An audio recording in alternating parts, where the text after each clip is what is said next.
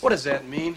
Huh? China is here? I don't even know what the hell that means. All I know is this Lopan character comes out of thin air in the middle of a goddamn alley while his buddies are flying around on wires cutting everybody to shreds, and he just stands there waiting for me to drive my truck straight through him with light coming out of his mouth.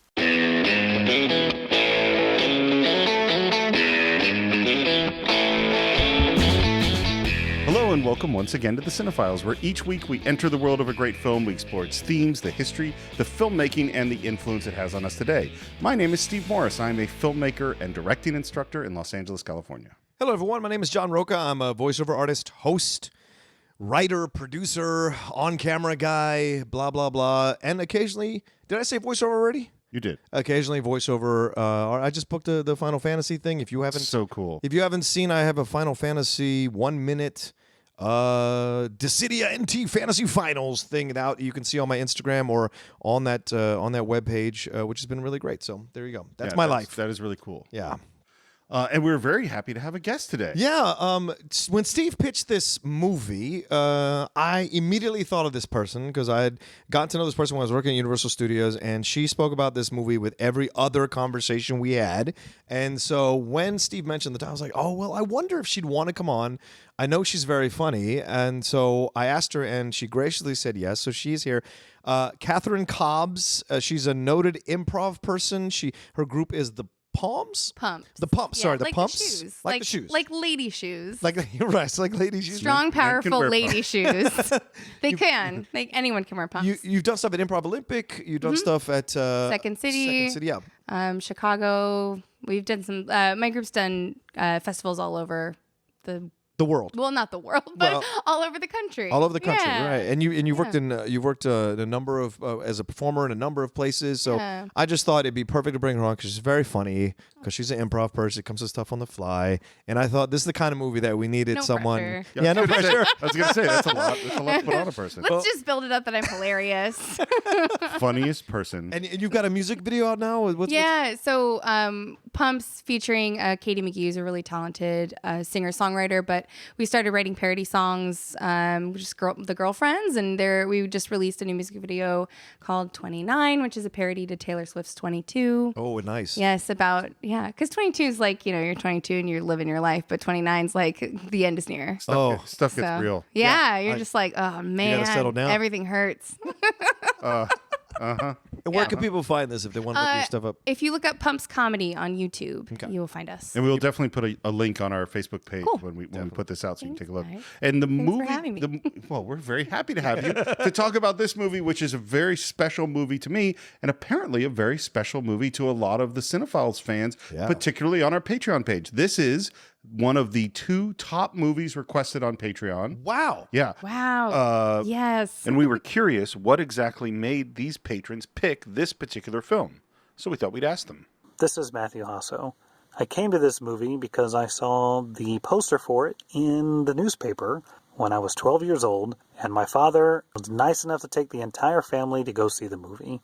I just recently started taking martial arts, so all of the martial arts in the movie, the jokes, the fun, just captured me so much that years later, when we finally got a VCR, it became a staple of our VHS collection. Even to this day, whether it's quoting "It's all in the reflexes," or what does Jack Burton always say at a time like this movie is just always in my mind. And in fact, after I listen to you guys talk about it, I'll probably watch it again and again and again and again. Hi Steve and John, I'm Rodrigo, a fan and Patreon supporter from Brazil. Big Trouble in Little China is a movie that I have loved since watching it on TV back in the late 80s. And I believe what's special and sets it apart is the mix of unique characters it has, and the mixture of all these odd characters with the backdrop of interesting elements of Chinese culture that you wouldn't see in most of the other adventure movies from the 80s. Cheers from Brazil. Thanks, guys. And we also want to thank Stanley Daniel and Matt Hopkins for this pick. Oh, so good. I don't know what movie is like the most represents a specific era of my life, but this is important for Steve Morris circa 1986 to 1989. And this is funny to me because like this is big for you, and you're older than Catherine's a younger person, but this is a film that's very big to her. No, I'm just saying it's so you can so it's a film that does like it's multi-generational. This film does appeal over and over again to people when they discover it, and it's on cable all the time. Do you remember, Catherine? Do you remember how you first came to this film? Yeah, it's kind of an embarrassing story. So turn up the mic. So I think it was about 10 years ago. I had taken a break from acting and I got back into performing, and I got involved with some friends who were making an independent film called Mark of Love, and so I was on set with all these people, and there was this like group of guys that were working with us on the film. Of course. And they were doing sound, and someone was sound, someone was the production manager, another one was an actor in the film, was a friend of the director. It was like all these different boys, and I was a young girl, so I was like wanted to hang out with these guys, and we all got along really well. And they're like, "Oh, you've got to see Big Trouble in Little China. You would love it so much. You love 1980s movies," and it's true, and I do. And so we all sat down and watched it. And because I was trying to impress them, but I actually loved it so much that I watched it 100,000 times since then. My whole desk is like pop figures of this movie. Like I what really kind of enjoy it. do you have Jack Burton and Oh yeah, well I don't have Jack Burton because he's very hard to find. I have all through Storm. As a Funko Pop? Yeah, as a Funko Pop. Really? Yeah. Interesting. It's crazy. You go to Comic-Con and they're like it's like $150 for a low pan. Wow. I know. Which I mean maybe that just resonates with the film itself and how many people really like it. How much is egg? It. How much is egg? There's no egg Shen. What? I know. How dare they? I mean, if there was an egg Shen, I'd have like 3 of them. Like one with the lightning hands and one with the bus driver. Wow. John, do you remember how you came to this film? Yeah, 5 years ago. Like it really was one that it's one of these gaps, kind of like Goonies and these other films. Like it's not one of these films that necessarily got my attention. And I'm a massive Kurt Russell fan, so for whatever reason, is one of these gaps in my film knowledge that was never filled until a few years ago. And I watched it, and I get it. Like I get why people like it, but to me, the film gets better as it goes along.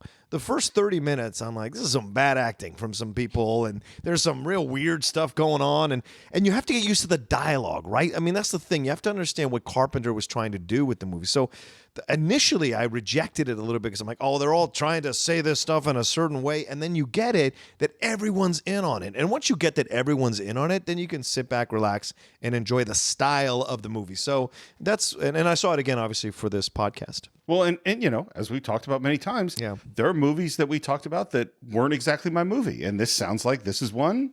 This is not exactly your movie. Yeah, for whatever. But I'll give you like 20 other Kurt Russell ones that are. Right. So, you know, it's just weird like that. Well, and this is something I think we'll talk about, particularly with this film, is it hits certain people a certain way at a certain time. And if it doesn't hit you then, I mean, because we should acknowledge right from the beginning, this is a silly movie. Oh, Yes, very silly. You know, Very silly. It has to match up to your particular kind of silliness. Yeah. Right then. We'll talk a little bit about pre-production. We're not going to go in too deep on it. But this started as a Western. That was the original plan, was this was going to be a Western, and got brought to another screenwriter, and they're like, that's a terrible idea, which I don't know that it is a terrible idea, but it sounds like it was a complete rewrite. And this sounds like, from my understanding, is that this was really a job for hire for John Carpenter. This was not like a project like The Thing or Halloween or Escape from New York that was his project that he started from the beginning. This was kind of, here's a gig. But he was a huge fan of Kung Fu films and really, really admired them. And I think that helped him to, you know, kind of jump into what he wanted to do. And I was listening to the commentary track, and he and Kurt Russell said a thing which is a very amusing commentary track. It is. It's nothing to do with the film at all. There's most of it. Yeah, it's just the two of them. It's probably talking to each 25 other. minets where they talk about the film, and then it's like kids' soccer practice and other actors Kurt they Russell's know. like, they talk about they live for a while. Is that what they talk about for a bit? Maybe? They Live comes up, Yeah, a couple times. Which is another fascinating. How much they love movie. each other goes on for like 20 they minutes. really like each other. But one of the things they said, and it's so funny because this is a thing. First of all, I don't want to say in any way that I'm saying that Big Trouble in Little China is a deep movie. This is not a deep movie, but they said a thing that I think frames the whole movie in a really interesting way. And it's something that I kind of knew intuitively, but I hadn't thought in this way. And this is what they said. They said the whole idea of the movie is to flip the sidekick and the leading man. That the leading man is that there's a character who thinks he's the leading man, and he acts like the leading man, and he has the arrogance of the leading man. And in fact, he is the sidekick. And there's a guy who acts like the sidekick, and in fact, it's his story. He's the leading man. And I was like, oh my God, that is exactly what's happening. And that's exactly where the whole sense of humor of the movie comes from, is from this idea that Kurt Russell is the hero, which he's not. No. You just blew my mind, because that was one of my problems when I was watching the movie. I'm like, I've never seen a film where the lead gets taken out of so many fights before he even starts fighting. He's totally incompetent. And he's totally an incompetent, idiot. right? Yeah. But he's great, because he never has a crisis of confidence, not once. No. He's His problem is not confidence in the whole film. That's not it. That's what I enjoy about him, because it's like all this stuff happens, but at no point is he ever like, I don't think I can do it. It's more a matter of like, what is it now? And I love that, Well, and there's this thing in American films where if people wanted to do a film that was about an ethnic, non-mainstream, non-white issue, the first thing the studio executive, you say like, oh, we want to do a thing about civil rights movement in the 60s. Like, oh, good. Can the main character be a crusading white male lawyer that we could put in there? Like, oh, we want to do a film about this. Oh, well, how can we get a white person in there? And this movie is messing with that. Yeah. Because that ostensibly looks like that's exactly what's happening, Right. except for the fact that he is not really the hero. No. He's an idiot. Yes. So it's really making fun of all that stuff. And I think that was so profound to me that I just wanted to say it right up from the beginning. The thing about Kurt Russell's performance that is so great is he signs into that 100%. He was good to go to play that kind of character. There's a million things that I love about Kurt Russell, and that is one of those. Like, one of the most important things is that he is willing to give himself to the service of the piece, always. And it's deceptive, because he does convey that kind of leading man swagger. Right. But no matter what you're watching, he is willing to be the butt of the joke. He's willing to be the overbearing guy. He's willing to be the one who makes the mistakes, or the one who gets made fun of through the piece, and then gets whatever happens to him at the end. And you see that all through him building his resume through the 80s and early 90s. Even up through now in Guardians 2. Right. You know, he starts as this Ego big the Living hero. Planet. He's this. We've been waiting for Star-Lord's father to appear, and here he is, and he's a planet, and he's incredible, and then he's the villain. Right. And it's like, oh my God, what? This whole time. Unless you read the comics, and then you already knew that. True. Sure. Would you like to get into the movie? Sure. We begin with Egg Shen. Oh, so good. In a very strange scene where he's talking to some government official. What I'd like to do today is get your version of what happened. Oh, you mean the truth? This was added later. Yes. They didn't think Kurt Russell could be the hero. They didn't think he was heroic enough, that Jack Burton was heroic enough in the film. So they added, the studio asked for this scene later because they wanted to set the stage that he was going to be the hero and that he was this incredible guy. Interesting. This is so stupid. It's so dumb. It doesn't count. It doesn't. It just comes, by the way, from Barry Diller, who was the big executive, and was funny because listening to the commentary track, Carpenter and Russell, they think it's stupid. Yeah. And they think, because they're like, that was the whole point. The whole point is he's not heroic. You don't understand the film. Okay, we'll do it. And so we're going to have this guy say that Jack Burton is the hero, and therefore it's just That fixes dumb. everything. I mean, the scene is cute and funny. I don't have a problem with the scene, but the reasoning for it is very silly. Yeah. It's an interesting scene. It's because it walks you into the piece with your mind already made up. I get the point of why they did it, but then they never go back to it. No. So what's the point of having the scene? When you show someone, Please the executive. Right, I guess. When you show someone this movie for the first time and that scene happens, after that, everyone's like, okay, no thanks. Yeah. Yeah.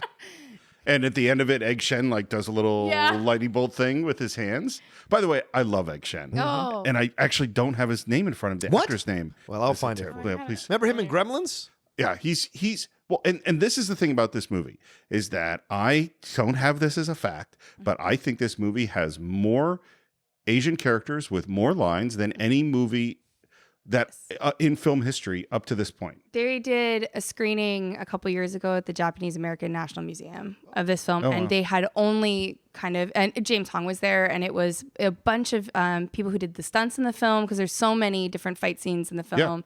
And they talked about how when this movie came out, this was the job for Asian American actors at the time. This was, everybody was working on this film, and it was so important to them to be able to be a part of this. Well, I mean, what a huge cast. Huge. You know, of all, you know, and these are people who probably were on episodes of MASH and probably were on episodes of Quincy and a few other shows where Asian American actors could show up. Yeah.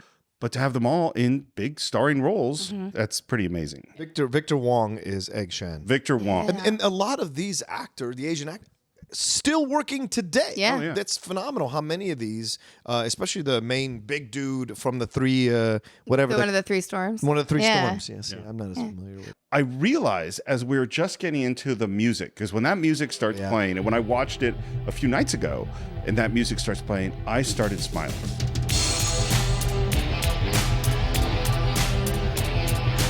Because this is part of my youth, and I realized I didn't say how I came to the movie. Oh, yeah. Please, Is Steve. that I was, as we talked about when we talked about Enter the Dragon and we talked about Jackie Chan, that I was a huge Kung Fu movie fan from when I was a little kid, and that all through any time there was, you know, midnight Kung Fu movies or whatever it was, I would find them and watch them. And 1986 is the year I graduated high school.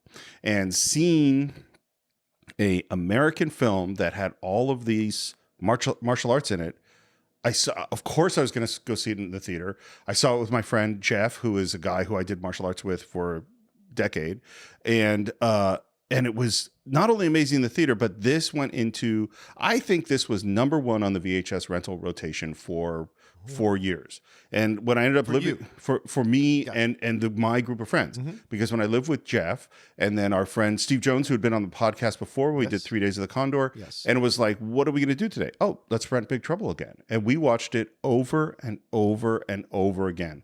We quoted it back and forth to each other. We could say whole monologues out of the movie. And it's a funny thing because there's certain movies that you quote. And we talked about this like when we talked about Holy Grail. Yeah. Is that there's some movies, and I'm sure someday we're going to do Lebowski, and, you know, movies that just bring you to, you want to be a part of the film. And for me, this was one of them. And I even went to the place where there was one point where I decided to show my wife like one of my favorite films from younger days, and it was a disaster because the movie was terrible. And I didn't know that it was terrible because I had that youthful love. And I started to go, like, I hadn't seen Big Trouble in Little China for a while. This is maybe 10 years ago. And I went, oh no, is Big Trouble in Little China not a good movie? And then they had a screening at the Egyptian. And I went to the Egyptian, surrounded, of course, by fans of Big Trouble in Little China, and it was one of the great movie nights of my life. And I'm like, no, vindication. Yes, yeah. This is great. Yeah. And being in this moment when the credits start after the Egg Shen scene and the credits start rolling, that music starts happening, and the Porkchop Express is coming down the road, and you hear Kurt Russell talking on the CB, watching it a few nights ago, I was like, yes, this is still makes me smile in exactly the same way. This is Jack Burton in the Porkchop Express, and I'm talking to whoever's listening out there. Like I told my last wife, I says, honey, I never drive faster than I can see. Besides that, it's all in the reflexes. First of all, I like the name the Porkchop Express. I don't know what that means. And the like running pig that's on the side of it. Yes. So, is he shipping meat? Is that what's happening, or it's never disclosed? It's like you don't ever. He just pulls in to a market, and then that's it. It says clearly on the grill, hauling ass. He's hauling ass. He's hauling ass. That's what he's doing. And he's on the CB. Yeah. And he does this multiple times in the film. He is just monologuing. Yeah. On who is he talking to? Whoever's listening, always. I don't know what that means.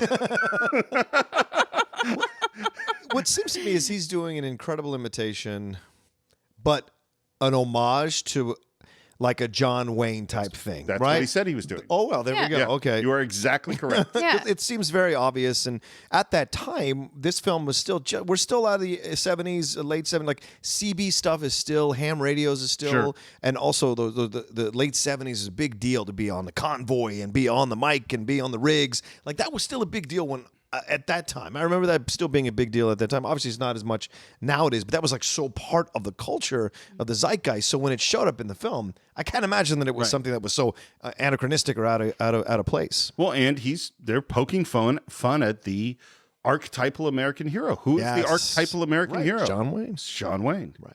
By the way, when I said to Karen, I said the same thing. Who is he talking to on the TV? Karen's response is, "Oh, he's podcasting." Yeah. Boom. Why not? I guess that's what it was then. Yeah, you that's what know? it was. That's the same thing. And he pulls his big truck into Chinatown. Yep. And then we go into this night of gambling. Yeah. Was apparently all of his Chinese friends, which we never find out like how he came to know these people or what we the never connection was. find out how he knows Wang. No. They just accept it. That's true. That's a good point. They've known each other for a long time. That's all we know. They're old friends. Old friends. Yeah. Yeah. Jack.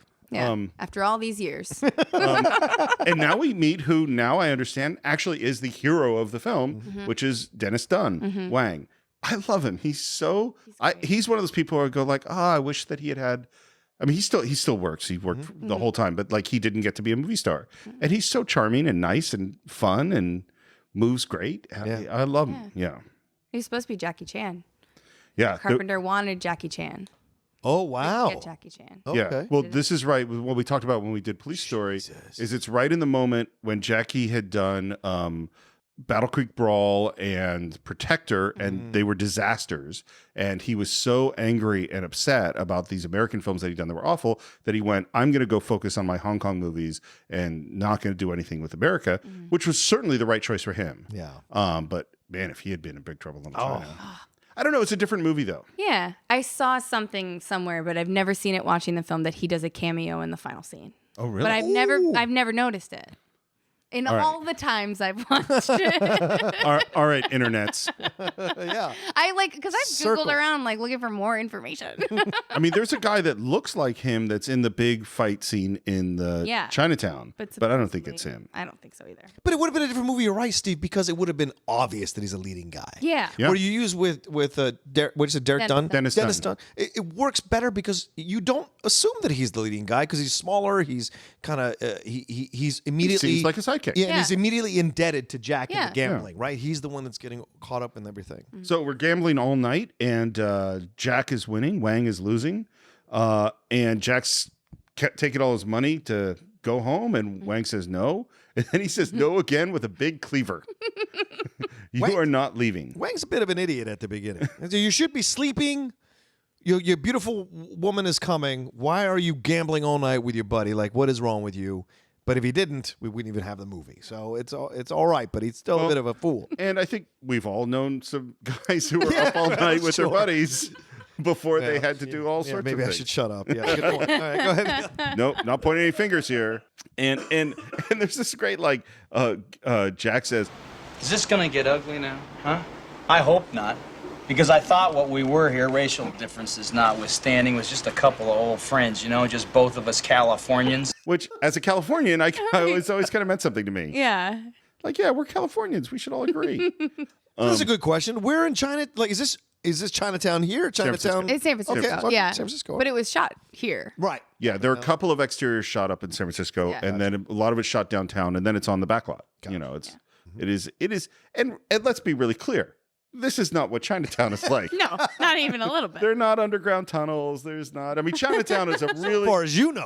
Yeah. fair point. It is the oldest part of San Francisco. It's the part that didn't burn down in the fire. So Chinatown's a fascinating place in San Francisco. Well worth a visit. Egg was I telling was just there a few weeks ago. Oh, no, Yeah. Yeah. Egg tells pork buns. and Egg tells you that in the movie as That's it's true. giving you the tour. But Wang needs to get his money back. He proposes nothing or double. That's a nice little screenwriting thing rather than saying double or nothing. Yeah. That he's going to cut this bottle in half with his cleaver. Jack agrees, makes him switch bottles. Which is brilliant. I think that's a good, wise move. Wang goes to cut it. That bottle flies across the table. Jack catches it. It's all in the reflexes. It's all in the reflexes. It's all in the reflexes. Yep. That's our second Second repetition time. of that line. And now Wang is deep in debt, and he says, "Oh, I got to pay you later." And the thing, you know, this is the moment where things could go tense, but we're really not going to go tense because they're old friends, just a couple of Californians. Jack does push him though. He says now, no Yeah. later, now, Yeah. and then Yeah, he won't let him leave him. right without paying. Yeah. And Wang, as he's telling this story, he tells the story about that there's this girl coming, and we get that first taste of like this language is not going to be normal because he should have gotten home and gotten 40 winks. Yeah, 40 winks is not, people don't talk like that. And we're going to see that throughout this movie is there's like this weird mix of John Wayne and 30s kind of fast talking comedy style in the way people talk. And again, this is where I think one of those moments where the audience is either going to go, I'm out, this is silly, or yes, this is what I need. He tells her he's got to go pick up this girl at the airport, and Jack finally doesn't trust him enough to let him go on his own. He's like, why don't you come with me in the truck? And they head off. And Wang tells although Wang is actually not an immigrant, but he tells a very typical immigrant story. Working 7 days a week, super hard to make enough money to bring this woman from China to the U.S. to marry him. There's this great moment where he says, "Oh, that's why the bottle didn't slice. My mind and my spirit are going north and south." And Kurt Russell's nod at that moment, sure, buddy. It's so good. You're a martial artist. Does that make sense? The north and south thing? Yeah. So I've heard martial artists say all sorts of things. Okay. And that is not out of the realm of something that a martial artist might say. All right, fair.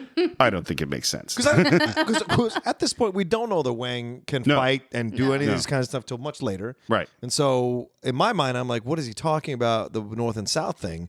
And it obviously because of the bottle and everything like that. So, but this is kind of like a little bit laying the groundwork later that will come to fruition. And I think Carpenter talks about it in the commentary. He talks about it in the commentary that he wants to slowly introduce you to all of the like mystical kind of sorcery aspect of the film.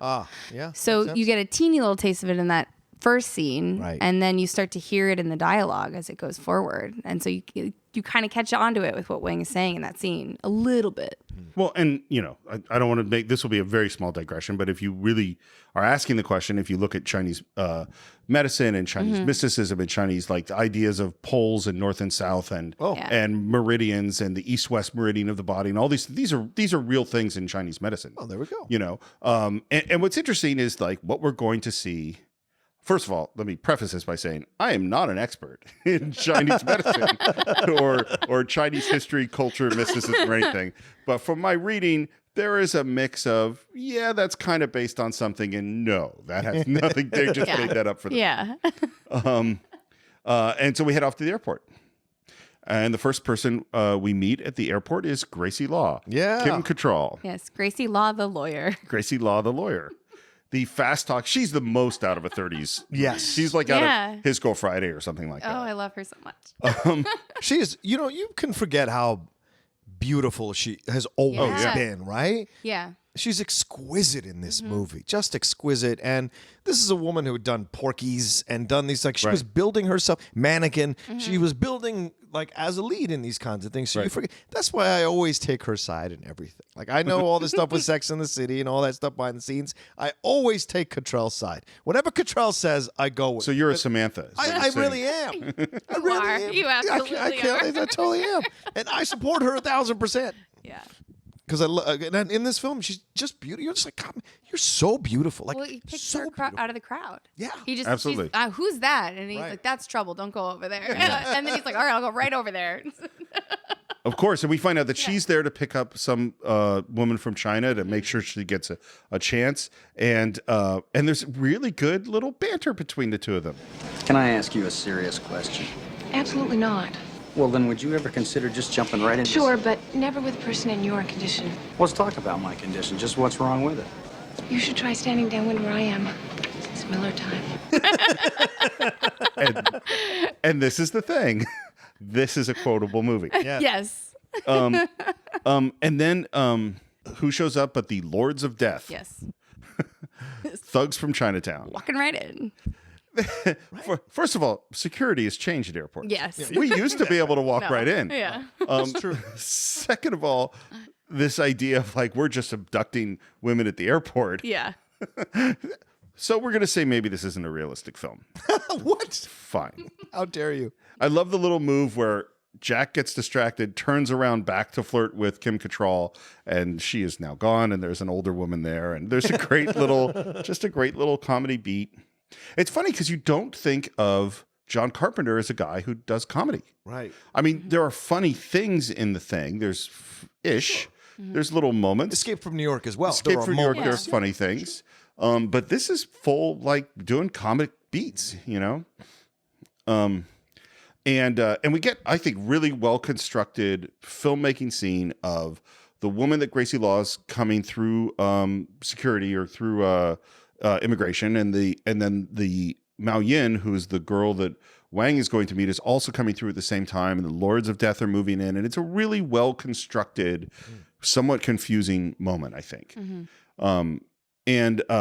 And who gets grabbed, but it's actually the wrong person. It's the person Gracie is there to see. They realize she's the wrong person. And they go to grab, and then Jack steps in and goes, I'm going to go be the hero. Yeah. Right. I'm going to impress this woman. Yeah.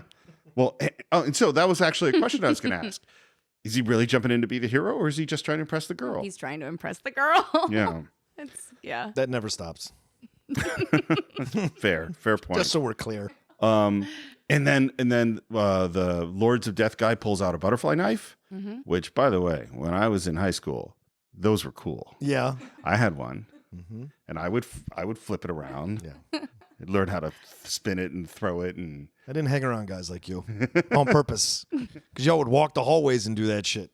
And I'm not going near that. No, because I'm going to stay in the library with my nerdy books. But we were the nerds. Yeah. I mean, that was the nerdy butterfly knife people. Okay, maybe where you grew up, not where I grew up. That's where I grew up. Yeah, they were the cigars, or maybe they were the cigarette smoking, drinking guys out in the smoking lounge. Well, there is as there are many subsets of nerddom, there is a very strange, like, martial arts subset of nerddom. Yeah. And that's what I was in, and Steve Jones and our friend Jeff and a bunch of, that's what or Dan Panosian, who was on the show also. Yeah. That was the, like, we're interested in martial arts and violence, as well as Dungeons and Dragons and comic books and computer games. They go hand in hand. A little bit. Did they have butterfly knives when you were in high school? I grew up in the era of Dare. And Dare drugs and alcohol and all that stuff. And so we had, like, very extensive, no knives, no guns, no weapons of any. No fun. Nothing that could be construed as a weapon or a drug. No glue. Oh, wow. Oh, yeah. I remember at Boy Scout camp when we were, throwing the hatchets into a tree. Oh, yeah. And the Scoutmasters are walking by, go, no, you got to have it flip over one more time. Like, it's a different world. Yeah. It really is. Yeah. Anyway, Jack does not do well against this Lord of Death, who is a stuntman who ends up, his name is Jeff Amanda, I think, and he becomes John Carpenter's stunt coordinator. Oh, wow. That guy. Awesome. He gets his legs swept out from under him. We get a really good look at his moccasins for the first time. Which to me are right up there with his hat from The Thing. Just a very silly article of clothing. His whole outfit is, like, iconic in this film. Yeah, they grab. Oh, absolutely. The T-shirt. The T-shirt. I have to. You too. I do. But you can't walk around like a comic convention or anywhere where the nerds gather together without seeing one. Of course. Yeah. There's a girl in the Schmodown, Stacy Howard. She dressed up as Jack Burton to compete one time. Mullet, sleeveless shirt, the jeans, and the moccasins. How'd she do? Amazing. Huh? She lost, but she did amazing in the look, in the dress. That wasn't my question. Oh, I was asking. go. I was asking if that helped her in competition. Not in that particular one, but she has one. Because you're dressing up as someone who isn't actually that bright. Yeah, that's a good point. The mullet though was great. He's got a jean jacket and jeans on at one point in time. So denim, man. And Wang and Jack go. They grab Mao Yin. They go off and chase them into the parking lot. And there's this moment where, by the way, I love Wang's run. That is done as a very funny run. They end up in the parking lot, cars coming straight at them in what seems like a fairly scary shot coming at them really fast, and they dive out of the way. Yeah. It was shot in reverse. That's a camera pulling away from them, and they had to dive backwards, which actually is, it's one of those weird things that actors are asked to do at some point. And there's a really scary shot of Mao Yin in the back of the car. Yeah. Like underneath in that Trans Am or whatever it is. It's like pressed up against the glass. Pressed up against the glass, yeah. Ow. So something's going on here. And And what's Jack Burton's line? It's a classic heroic line. Son of a bitch must pay. Son of a bitch must pay. So we jump in the truck and we're going to head off to Chinatown. And this is where we see Egg Shen again, and he's driving his awesome Chinatown tour bus. I love that bus. I so want to take the Egg Shen Beautiful tour. Chinatown. Do you see it before you? Like, no vocal inflection at all. His performance is so peculiar. It's so great. Well, here's what I was thinking about: is what is his role? He is essentially Merlin. Yeah. You know, that's who he is. great Oh, And if you yeah. think about like the performance of Merlin we talked about when we did Excalibur, Yep. which is this odd, peculiar guy, and I don't know if he was thinking about that when he took on Egg Shen, but it is this very strange character. Really. Yeah, I love him, and unfortunately though, the big truck, Jack's Porkchop Express, is coming right at him. What's it doing going down those little alleys? Dude, That's madness. yeah. And so Kurt Russell had to learn how to drive the big truck, and he did drive it in some of these scenes, but I don't think he did going down that alley. Because we go into some pretty narrow alleys, and then as we turn into those alleys, we leave actual San Francisco Chinatown, and we arrive in a set. And this Chinatown set was apparently used for years after that. It was used in music videos, used in all sorts of stuff. Janet Jackson. This Janet Jackson music video. Do you know what music video it was? Cannot remember the name of the song. Was it the one where she's dancing in the 40s? Like she dressed up in the 40s stuff? What's the name of that? All Right? No. If I heard the name, I think I'd know it. Okay. Now I'm lost in thinking about what video it would be. A lady cuts off the head of a duck, Yeah. as you do. Is it a duck or a dog? I've always looked at that. Ooh. Like, I don't think it's a dog. I think it's a duck. I think every time I watch it, it's something different to me. Whoa. It's scary. It's weird looking. Man, whatever. Lopan is messing with Yeah. you. You can change that movie. Oh, man. And of course, we actually drive past Lopan. There's a little shot of Yeah. of him as we come in, and then we end up at, like right in front of this crazy funeral. And again, this is not really realistic. Like with everybody in yellow and these other guys in red. Everybody in their color gang coordinated. colors. Yeah, Yeah. it's a little silly. Specifically in this alley at this moment in time. And Wang is sort of narrating what's happening. And we find out that these are the good guys, and they're the Chang Sings, and then behind the truck show up the guys with the red. And there's the main, I don't know his name, but the main stunt guy with the longer hair. Yes, He starts That out- is Al Leong. Yeah, and he's from He's in Die The Hard. Die He's in Hard, Lethal yeah. Weapon. Yeah, So, and he's incredible. we've done both Die Hard and Lethal Weapon, and I've mentioned Ali Long's both times. And there's only one more. So we've done Die Hard, we've done Lethal Weapon. There is one more performance of Ali Long. I don't know if we're going to do it in the Cine-Files. Wow. What is it? It is Bill and Ted's Excellent Adventure. I'm sure we're going to He's do it. Genghis Khan. Yeah, I'm sure we're going to do Yeah. it. I'm sure we're going to find somebody to come and be a guest for that one. You kind of have to do that. Like we, I don't know. You know, I rewatched it. I rewatched it a few years ago. Yeah. It's. I mean, I loved it when it came out, and it's funny. Yeah. I don't know if you listen, you go on Patreon right now, yes. and you bid a lot of money, Yeah. and we will immediately do Bill and Ted's Excellent Adventure. Keanu Reeves in the only role he ever understood. Oh, Except maybe Point Break. there it is. I think Keanu Reeves is a really smart guy. Yeah. Yeah, Catherine. Have you listened to him? Whoa, it took a turn. We're trying to get him on the show, Catherine. I like Keanu Reeves. No, we're just. He's So- wonderful. So, and then we enter what is, Yep. I don't know if this is an inappropriate term, but a Chinese standoff. Okay. Seems weird thing to I call think it. he says that, though. No, he does. He does, yeah. No, that's what he calls it. Yeah. Your cover. That's No, what I was it is. quoting. No, I was quoting the Yeah. film. Oh, okay. All right. Okay. That's what Wang says. I was saying I felt weird saying it. Now I feel uncomfortable. If he says it, you got cover. Okay, fair enough. Because if another person says things, then it's okay for me to say things. Well, of course. That's how it works. All right, good to know. So they come out and they have a bunch of machine guns. I love the guy that's got the cross-belted, Yeah. That's bullets on his just like, chest. why? And they just open fire. Yeah. And they pull out the revolvers and shoot it. And it's just so totally bizarre. Apparently, there is no law in Chinatown. No. And and then what's really weird is like the good guys kind of get hurt, and then they come back and they all have sticks and strange non-gun weapons. and we never see guns again in this fight scene. Right. So just the security guard later. they just put him down. Yeah. Yeah.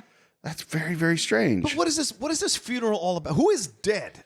What the leader of the Wang Sing? How did they die? Lo Pan ordered him to be killed. Okay. Yeah. And when do you find that out? During the. It's like mentioned very briefly. Very Okay. briefly. Yeah, it's very, Good very memory. briefly. Yeah.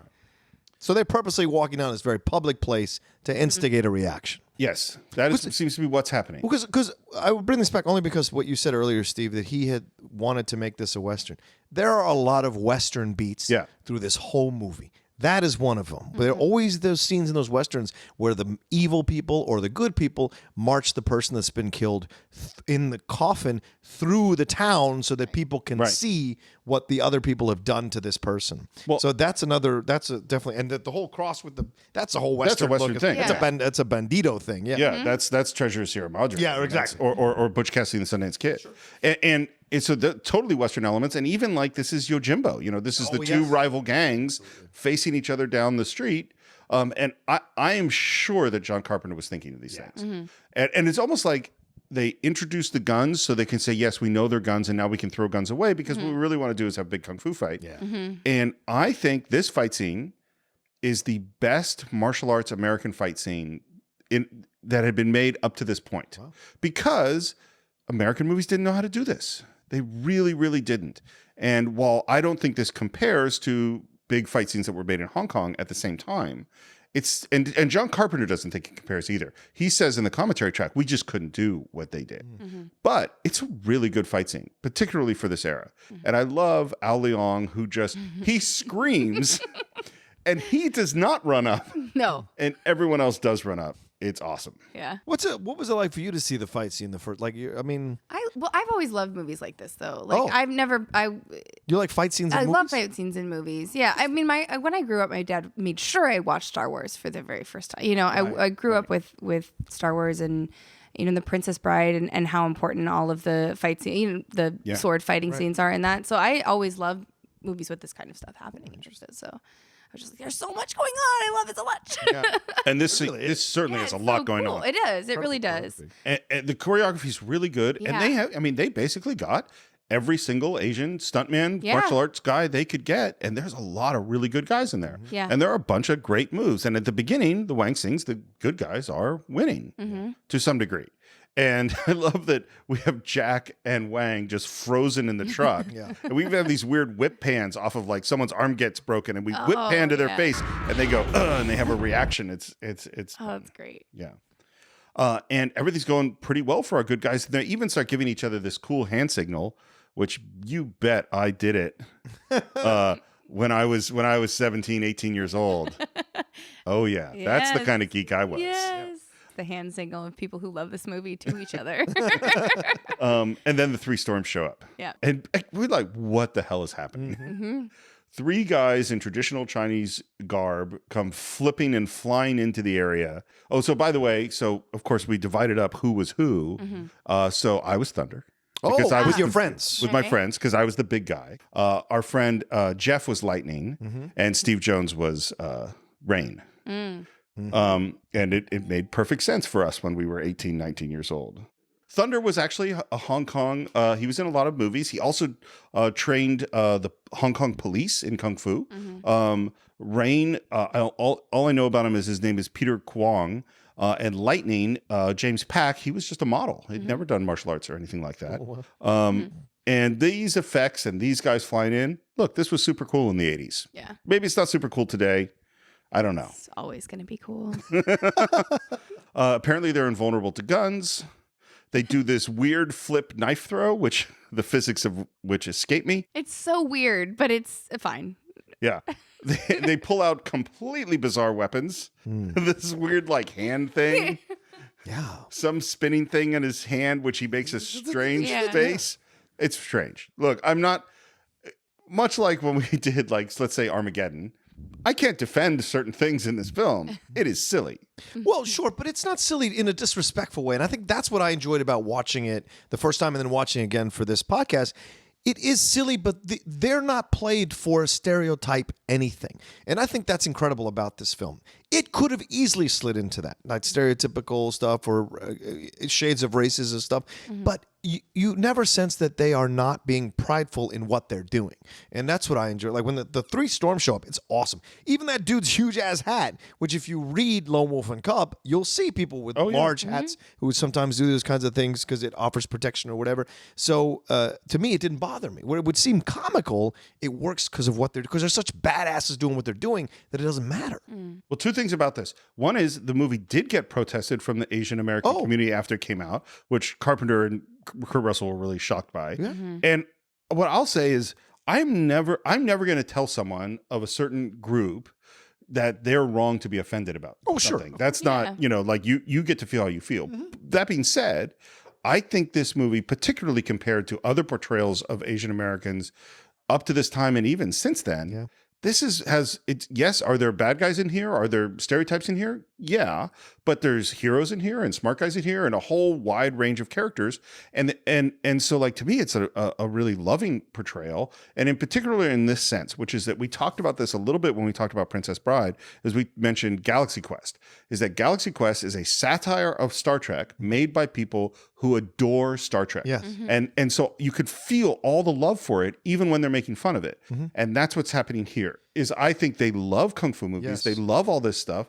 They're excited about it, and yes, they're also making fun of it. But I would also flip it on its head, Steve, in this. A majority of the film is Asian Americans. There's only Absolutely. 3 white people, and that's Kurt Russell, Kim Cattrall, Cattrall, and her and- sister, yeah, or her friend, the reporter. Yeah. Right? Those are all 3 white. So if the entire film Asian Americans, guess what? You're going to get good Asian Americans. You're going to get evil Asian. You're going to get stereotypical. You know why? Because we have if you have a film full of white people, you're going to get stereotypical white hillbilly guys. So to me, it's not offensive in the way it's That's how I portrayed. feel, too. But I get if they were, but then you just said, Catherine, they screened it at the Japanese American. So although it is a Chinese film, it was screened at the Japanese American. So it can't be that. And sometimes the people that are protesting a thing never actually saw it. Right. That's always true. And I'm not saying that doesn't mean that you don't have the right to be offended. Right. But I personally, like I remember when Passion of the Christ came out and there was all this among Jewish people, which I'm Jewish, were very offended by the film. And I would ask people like, well, did you see it? And they said no. And I finally went to see it because I felt like I couldn't have a conversation until I saw it. I don't think that film's anti-Semitic. I don't either. I think it has, it's a lot of ways. I think I have issues with the film. Sure. But it's like there are good Jewish people and bad Jewish people. And there's, There's the good main and bad hero is people. Jewish. And this is not an anti-Semitic movie. But we digress. Because after the storms start wiping out all of the good guys, Wang just says, hit the gas and drive. And Kurt Russell puts the big truck into gear. The storms just get out of the way or flip over him. And there standing in front of him is 7 foot tall Lo Pan. Oh, man. David Lopan. And his name is David. Yeah. And he just gestures for Jack to drive over him. Jack hits him. Oh my God, I ran over this strange man. Yeah. Gets out of the car, and there's Lo Pan, and his eyes start twitching, and light starts coming out, and his mouth opens, and Jack gets blinded. Don't look, Jack! I already did! No, I won't! And they run away. I love the smile on his face when he gets run over. Like he wants to get run over. Yeah. Well, It's so like, great. come here with his finger. It's a very come hither moment. Yes. And then there's this, it almost feels like an amusement park ride. You know how you're in an amusement park ride and you're in a car, like at Disneyland, and then the lights of like the train show up and are coming towards you. And of course it's on a track. It's never going to hit you. Right. That's sort of how this feels. Yeah. And there's something very John Carpenter of them going through the tunnels into the place, having a conversation. Bad guys are coming in by breaking the glass. I swear to God, it's like shot for shot as something that happens in Escape from New York. You're always on the edge of danger. Yeah. But while we're having some exposition about what's going on. Yeah. Right. So we end up in this room. Jack takes off his jacket to reveal his muscles, which I think is very important. There's really no other reason for him to be taking off his jacket at that moment. And we get this line where Smart Man calls the cops. Cops got better things to do than get killed. What does Jack say? So do I. So he's not yet the hero. And finally, and then there's another moment where they have to escape and we end up back at the restaurant, which is Wang's restaurant.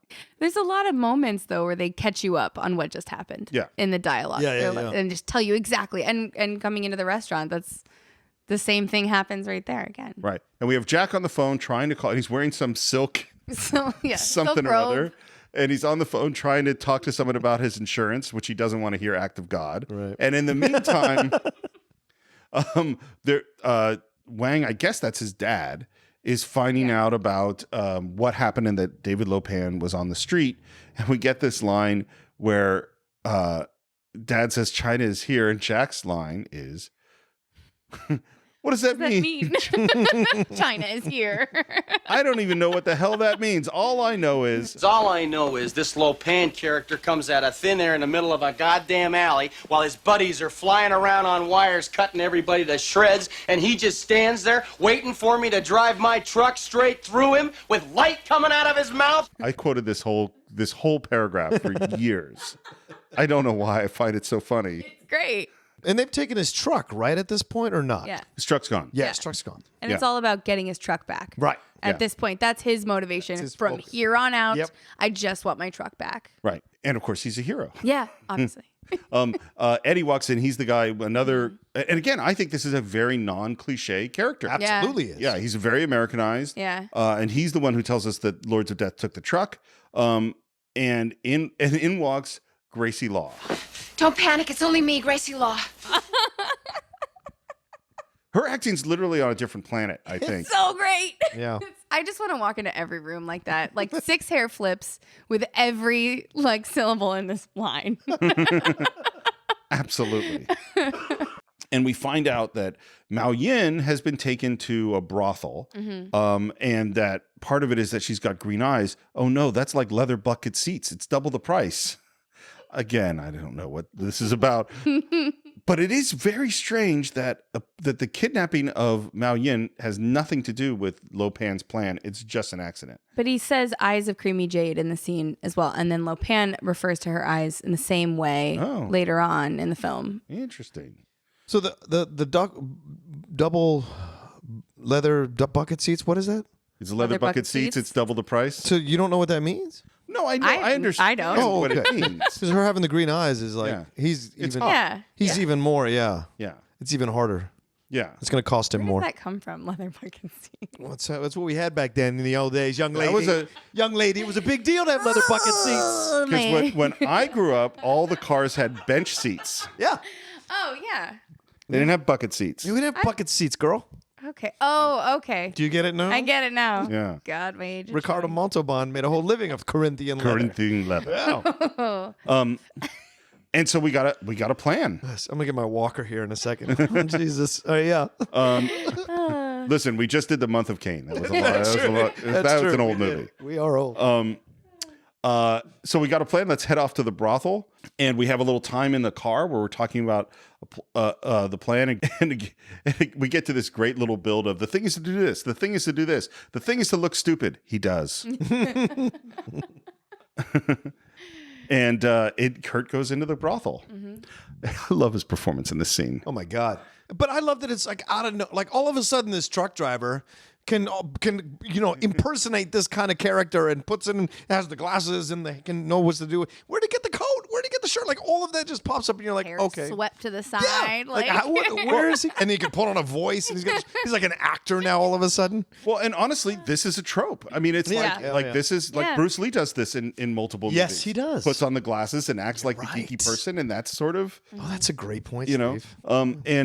And then Gracie runs out of the car through the rain to go meet this reporter who just wants to get her story. Yeah. Kate Burton. Kate Burton. This is like one of her first Yeah. films. This is from stage. Yeah, I think she'd done like a little TV and that's it. Yeah. Yes. Margo is my favorite character in this movie. Oh, really? Why Yeah. is Margo your Oh, favorite character? She doesn't make any sense. Like, there's no. She doesn't. She like if you think of all the characters in this movie, like who is maybe one of the least useful?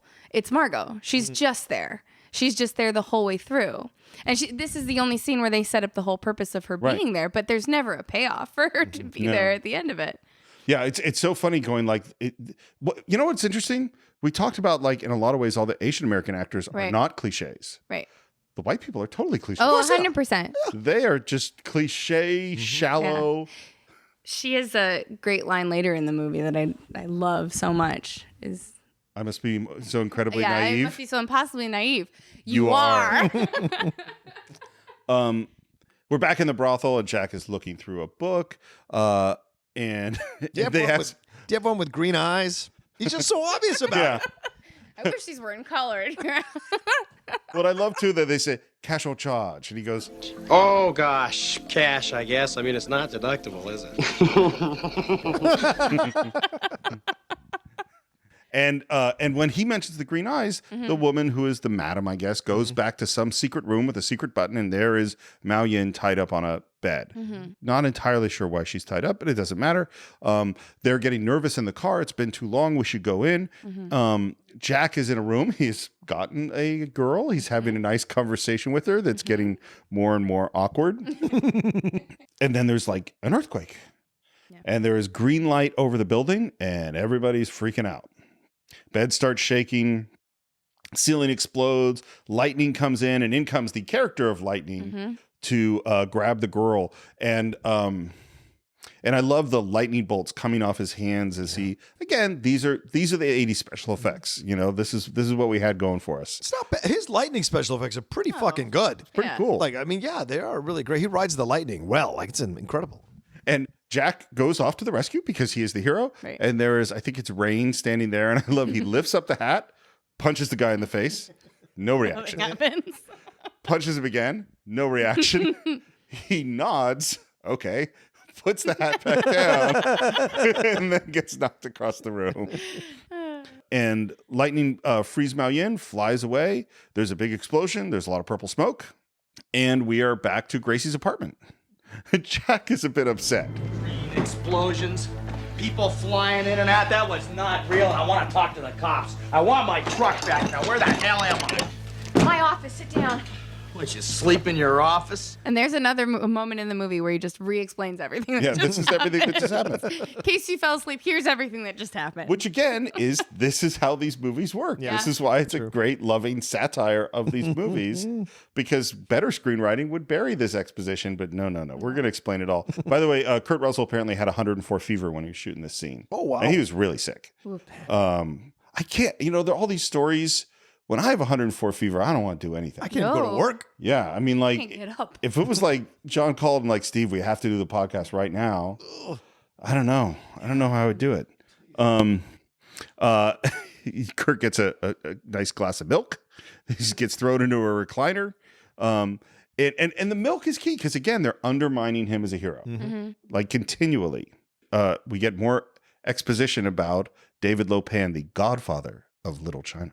You mean the David Lopan that's chairman of the National Orient Bank and owns the Wing Kong Import-Export Trading Company, but who's so reclusive that no one's even laid eyes on this guy in years? And this is where we have your favorite line. Oh, this is just so shocking. I mean, I must just be so monumentally naive. You are. She's kind of the audience's perspective, though, watching this movie. She's the observer of everything that's happening. And it's believable, too, because she's like, Gracie Law is trying to tell this story. She's been trying to tell the story apparently for a while. And can't get anybody to believe her, and this essentially young cub reporter, so to speak, who's trying to make her From the bones. Berkeley People's Herald. For the Berkeley People's No Herald. such paper.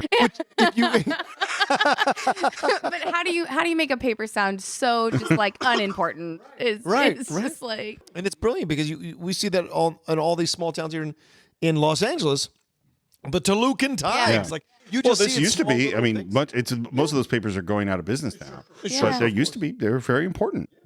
We talk about Lopan. He's got his headquarters, and Gracie says, The Wing Kong Exchange? The most dangerous cutthroat den of madmen in Chinatown. You can't just waltz in and out of there like the wind. Yes, I can, Miss Law. My mind and my spirits are as one. As two. I said I was coming. And then after Wang comes up with a plan, then Jack leaves us with the John Wayne, which is... Okay, you people sit tight, hold the fort, and keep the home fires burning. And if we're not back by dawn, call the president. Rarely in film, there are certain actors that you'll just enjoy them doing these things, and he is so great because there's a rhythm and there's a sound to his voice that just works all around when he gets in. Like in Overboard, in The Best of Times, he has these moments where he has these comedic, like, all right, let's just, and you just go along with it because you love it.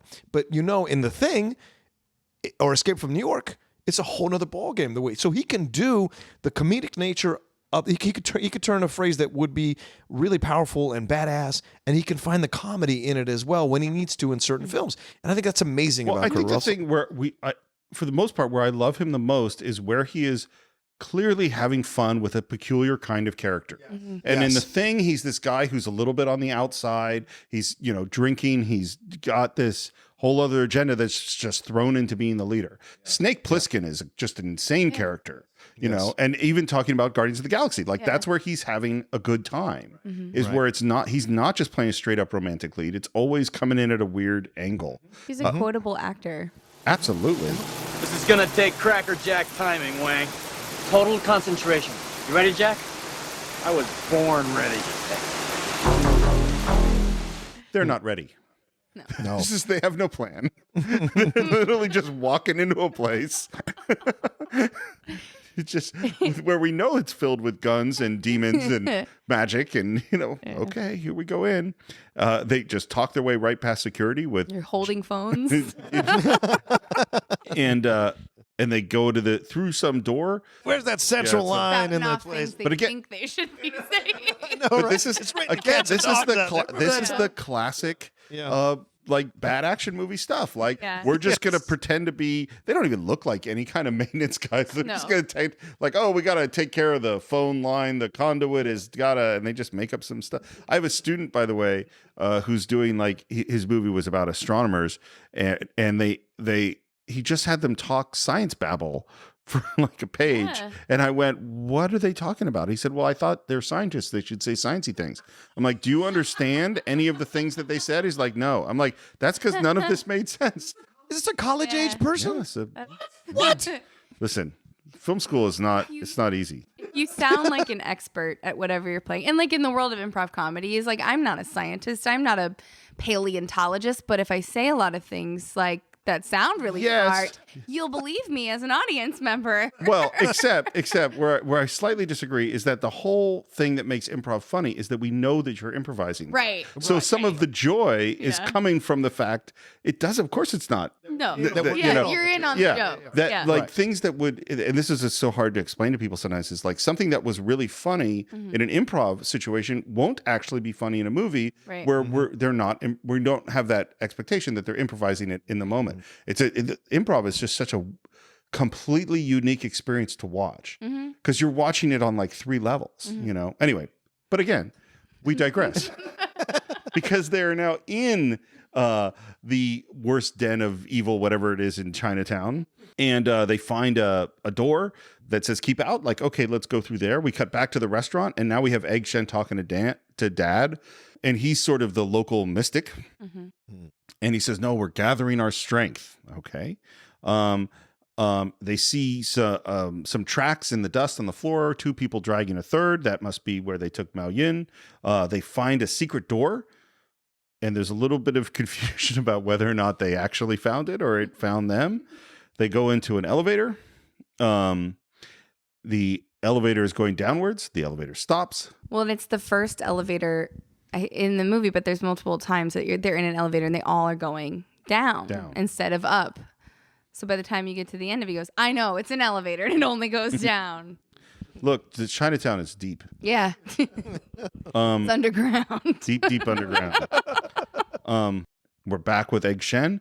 Is this interesting things where he's sort of talking about Chinese philosophy as this smorgasbord, I guess. Okay. And I do love this line. Lo Pan, what is he? A ghost in place of being a man. I like that line. I think that's a good line. They're trying to figure out how to get at the elevator. Yeah. Let's go up through the top. We'll climb up the cables. Yeah. And we'll get the hell out of here. I think it's dawning on Jack that this maybe wasn't such a good idea. And they're standing in the elevator, and what happens? Water starts pouring in. You think they let us walk in and out like the wind? Yes, I thought that was your whole damn point. They manage to pry the elevator doors open. They swim out past a whole bunch of skeletons. It is apparently the hell of the upside down sinners. I like that David Lopan built all this weird shit at the bottom of his building. Because I always think about things like construction costs and contractors, and there's a lot of stuff to build underground. There's a lot of hells there. There's a lot of hells. And who is standing right above them but Rain, and they are captured and immediately tortured. And Rain apparently can like blow up little Nerf balls and hit Jack from a distance. For no reason at all. Absolutely no reason. I was always terrified of Nerf balls from this point forward. Who ever heard of Chinese Nerf ball torture? Who ever heard of that? Well, that's if you were a real scholar, you would know. Fair, you would know about it. And they got them strapped into wheelchairs. They take them away, and let's go to meet Lo Pan. All right, we've mentioned him already, but we need to give some really big respect to James Hong. Yeah. Love him. He's incredible. A friend of mine wrote a parody song called David Lopan Style to Gangnam Style when it was really right when that song came out, and he just decided to reach out to James Hong to ask him if he would be in it, and he just said yes. That's awesome. Like just on a whim.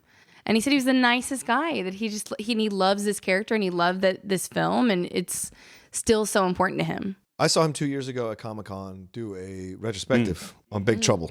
And I don't know, for whatever reason I was in there, and he was coming out, and we got to meet him.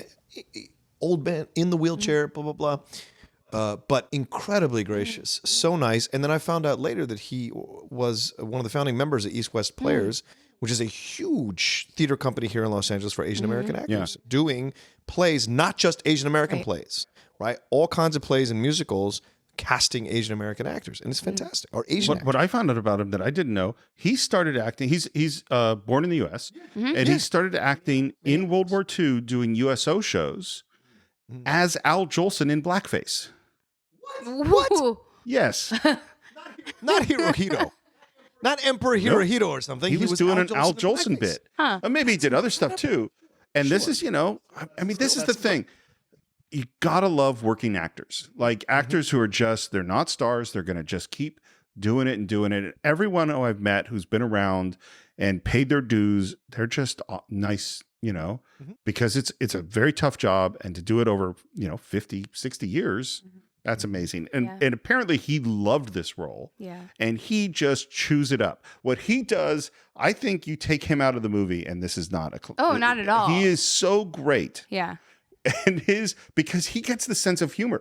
And this is the thing about doing comedy, which is, of course, is that you have to do it 100% serious and also know how it's funny. And that's a very complicated thing to do that he does perfectly. And this scene is so great and so quotable. So here's the thing I have to bring up about this. So I quoted this movie endlessly. And of course, when all of our friends in the 80s and 90s quoted this film, we did the accent. And I've been thinking about this a lot lately. There's that documentary, The Trouble with Apu, that's just come out, which I still haven't seen, but I really want to see. Yeah. And if I did an Indian accent, I did Hank Azaria doing a completely non-realistic Indian accent. And now that I have so many Indian students, I can tell, no, that's actually has nothing to do. That is the cliche of this. And then I would do James Hong doing Lo Pan, doing this Chinese accent. And I'm kind of going if I put on an accent, maybe that's kind of not cool. It's different if you're imitating someone who's doing it in the movie. It's no different than if you do the John Wayne accent. You're imitating John Wayne's kind of thing. Or you're doing a hillbilly accent. But I'm a white guy. Well, okay, sure. So if I started doing Cheech Marin. Yes. From one of his films, then that's no problem. Okay.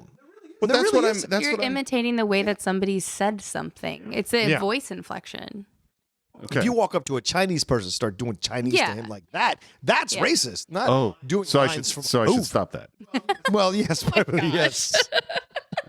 By the way, can I tell you do you know the Transformers story with Michael? This is an insane story, and I'll tell you for our listeners real quick diatribe because you brought it up. A few years ago, this is Michael Vogel we're talking about, who's been on the Cine-Files many times. He's been on Cine-Files a few times. He at the time he's executive at Hasbro in charge of Transformers. So it's a big deal because Transformers is coming back as an animated series at that time, and G.I. Joe at the same time. We're all in an elevator. Michael has got us a suite. I've forgotten you were there for this. I only heard about it. Yeah, we were all in the elevator, and we're going down because we start talking about something. There's an Asian lady on there with her child, and the 6-7 of us are on there, and we start talking and start giving Michael shit about Transformers and busting his balls about like just because he's going to be doing the panel and he's going to be leading it, and so we're just kind of and so we start doing like maybe we should walk in and start doing a and so we're making the noises of transforming into Transformers. What happens later? When we get off the elevator and we leave, because we're all doing the noises, like imitating like we remember from the 80s, the sounds that you would hear when they transformed in the 80s. So we're all leave we'll go off and do our things. The next day, Michael gets a call from his boss.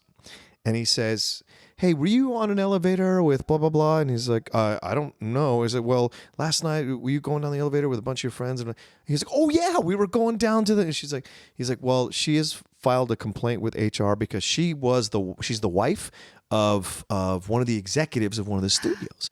And she said all these guys were on this elevator and they were making these Chinese noises, making fun of me, going ching chong, ching chong. And so it was a whole thing. And Michael had to reach out and write a letter. Oh and my gosh. It was a whole insane thing. But it was just a complete misunderstanding because we were doing Transformer noises. And so it's really important to be aware of these kinds of things. But it taught us a lesson in the elevator, like, okay, we need to be more aware of our surroundings and respect just in case. You should never know, because we can always do that someplace else without having to offend somebody on accident. And so I think it's, so I think it's different when you're doing it on purpose versus on accident. Or you're imitating someone from a movie who is doing an accent. That's different because in a way you're paying an homage to that person. But this is the this is the thing. And then again, we digress. Yeah. But it's sort of Cine-Files should People like our digressions. Should be the subtitle of the Cine-Files. The Cine-Files. We digress. But we digress. Is that people can't read your intent. You know what I mean? And this is one of the really important things is that someone who doesn't know you, they don't know where you come from, they don't know your background, they don't know the way you think or the way you feel. Yeah. All they've heard is this one snippet of you doing that thing, right? And they don't know what you're bringing to it. And and again, like we started out, I would never say if you're offended by something, that's your experience. Sure. And this is the complicated thing about living in the time that we live in. Yeah. Sometimes it's hard to figure out. That being said, I love James Hong, and I'm debating whether or not I'm going to because the other thing that's happened now that I've talked about doing this accent is that now if I do it, it kind of has to be it's going to be judged, and I don't know that I can pull that off. One of the things that's really interesting, by the way, who does Lo Pan talk to in this scene? He talks to Jack. Yeah. He talks to the white guy. Yeah. Because he is also reinforcing this idea that only the white guy could be the hero. Why would he ever talk to this idiot? It's like, no, the guy who is going to marry the woman that you want to marry is Wang. Mm-hmm. He speaks Chinese. He knows about all this. He should be talking to him, but he's not. Mm-hmm. Right. And we find out that he is both the 7-foot tall mystical guy that Jack ran over and this tiny old frail guy in a wheelchair. Oh God. That's such a great with the wheel. That's so great. Fucking that old man's crippled body. Yeah. Yeah, it's unsettling. It reminds me of Texas Chainsaw Massacre, the grandfather sitting at the table. That's a great comparison. Right? That's immediately what I thought when I saw it again. I was like, oh. Yeah. And it's unsettling. Red skin. And Jack's trying to figure it out, and he says, I don't get it. And James Hong says, you are not brought upon this earth to get it. Was that good? That is a great line in this movie, too. Look, we came here to see David Lo Pan, all right? David Lo Pan. And you have succeeded, Mr. Burton. What, you? I don't get this at all. I thought Lo Pan... Shut up, Mr. Burton. You are not brought upon this world to get it. Get it? Such a dismissal. And he goes on this long monologue about the mysteries of the universe, and Jack's response is, are you crazy? Is that your problem? One of the interesting things about the writing in this movie is getting a line just slightly wrong, and that is what makes it funny. Are you crazy? Is that your problem? Is a strange line, and it's and then again, this is what James Hong does. He goes, "Oh, my problem is this place. This place is my tomb." It's a lovely. He knows how to deliver that monologue as well.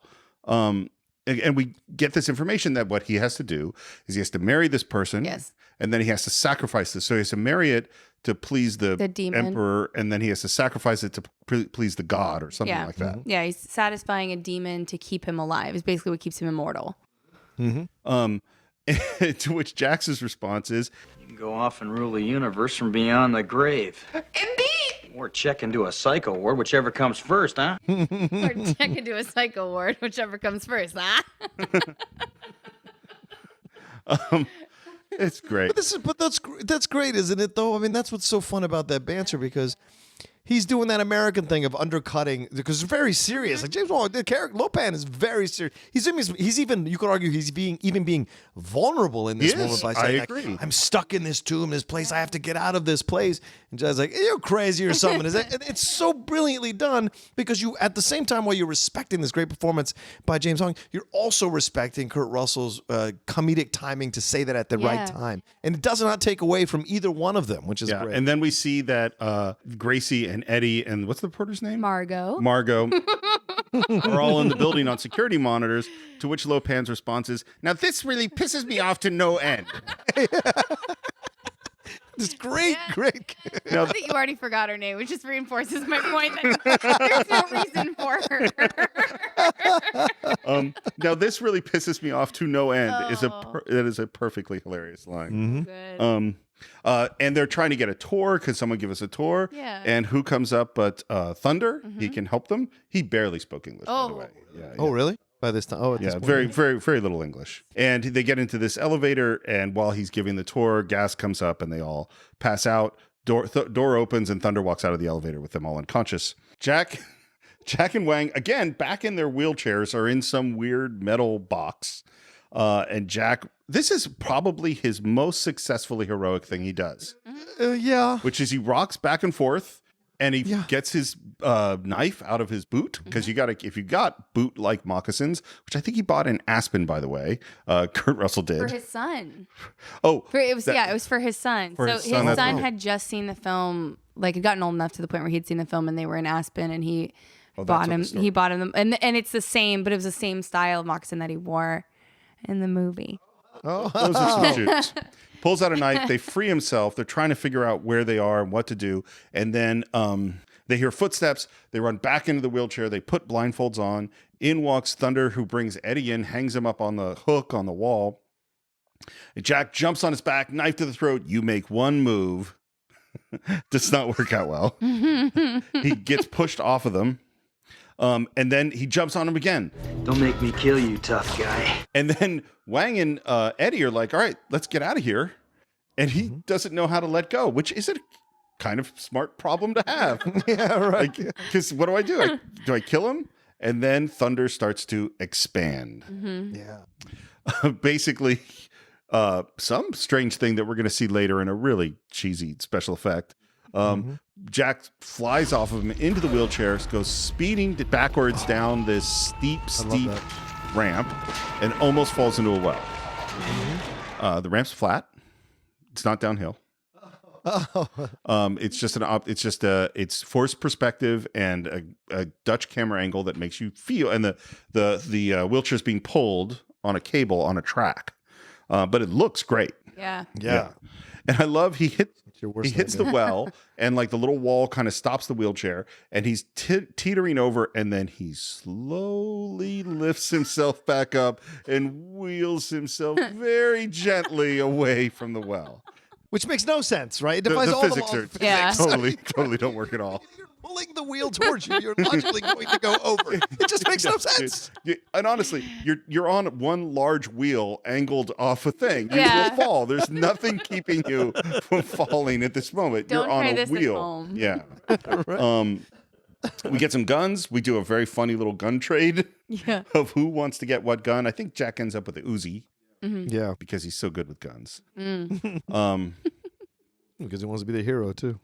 Lopan hears that they've escaped. He turns back into the mystical 7-foot Lopan, kind of floats across the room, and sees Mao Yin, tries to touch her. His hands go through her. And we see this thing of, oh, he's not flesh. He's some, which is weird to me, by the way, because when Jack hit him with the truck, he goes down. He clearly hit something. He didn't go through him. Yes, he clearly hit something. It's almost like this movie is not consistent. What? How dare you? We see where Gracie and the other people are being held. Wang goes, okay, let's go. It's clear. It was not clear. Immediately, no fight. And Wang could fight. which Dennis Dunn did train in Kung Fu. He actually trained in Chinese opera as well. He's a theater guy, grew up in Stockton, and he moves really well. And yes, some of it is clearly a stuntman, but he moves really well. Fun to watch. Jack wants to open fire, doesn't know about the safety. and then when he's struggling with the safety and finally it comes off and the weapon goes off on full auto and just wipes him out, and Jack is a bit stunned. First time you ever plugged somebody? Of course not. that was the first time. And by the way, I was thinking about this. So the idea that Jack is in fact the sidekick. A sidekick winning a battle or a moment by accident is again a normal trope. That's something you see all the time in movies. They slip on something, knock something over, and knock someone out. Which is exactly what he does. Almost entirely throughout the movie. Yep. So we're gonna. So Margo, I love that she is writing her novel, writing her story. I gotta get a story any way I can. All has become strange, a world so unreal, and yet at once so frightening. I love writing. Good writers who can write bad writing well. Yeah. That is really good. I think it's Kate Burton being so dramatic and theatrical. And I can't think of a time where she's really comedic, but that drama makes her this funny little piece of this. She's funny. Yeah. Yeah, absolutely. So Wang's playing, he's got a gun to Eddie and he's bringing him in to, and this is the sort of, I've got a hostage, you have to do what I say. Right. This makes no sense. They're both prisoners. Yeah. It's like, and at the same time, Jack, is climbing along on the bridge underneath. They get attacked by two women who have some weird smoke staff thing. I don't know. Strange. Yeah, it's weird. Right? All of a sudden, you have these female martial artists, and they're like down there protecting the jail, in essence. And I was like surprised by this because they actually hit these women. So I was like, full punch in the face. And by the way, this has one of the cliches that I genuinely don't like, which is the one solid punch in the face and you are now unconscious. Right. You know, like fight, one punch out. And that's something, and because it gets used multiple times in this film, and it's something that I don't like so much.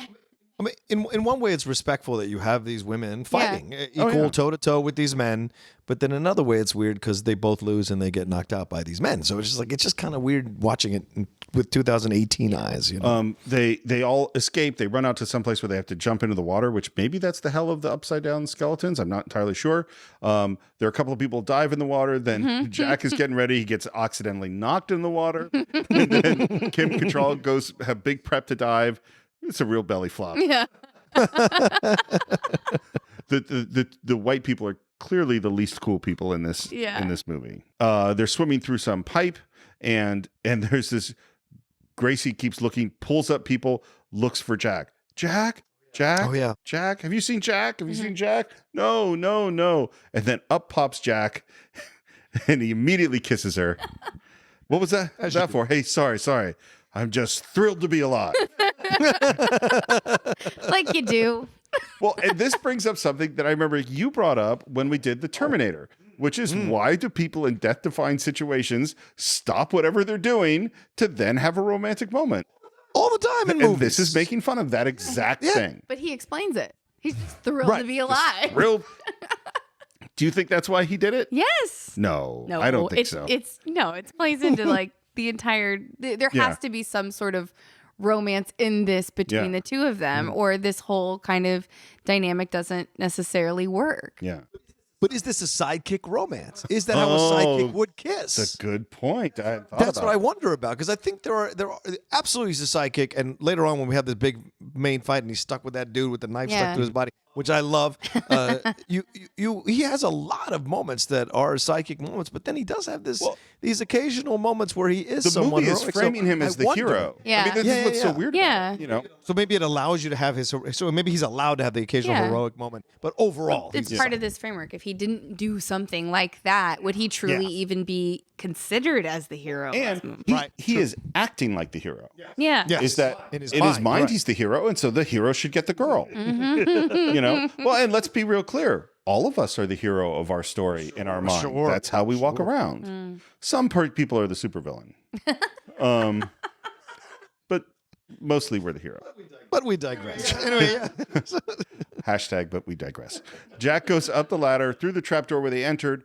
Somehow, oh, and I love Jack's like, from here it gets normal, and he has this whole speech about everything. It's a couple of false front. We just walk out. It's going to be no problem. Open up a door. We might be trapped.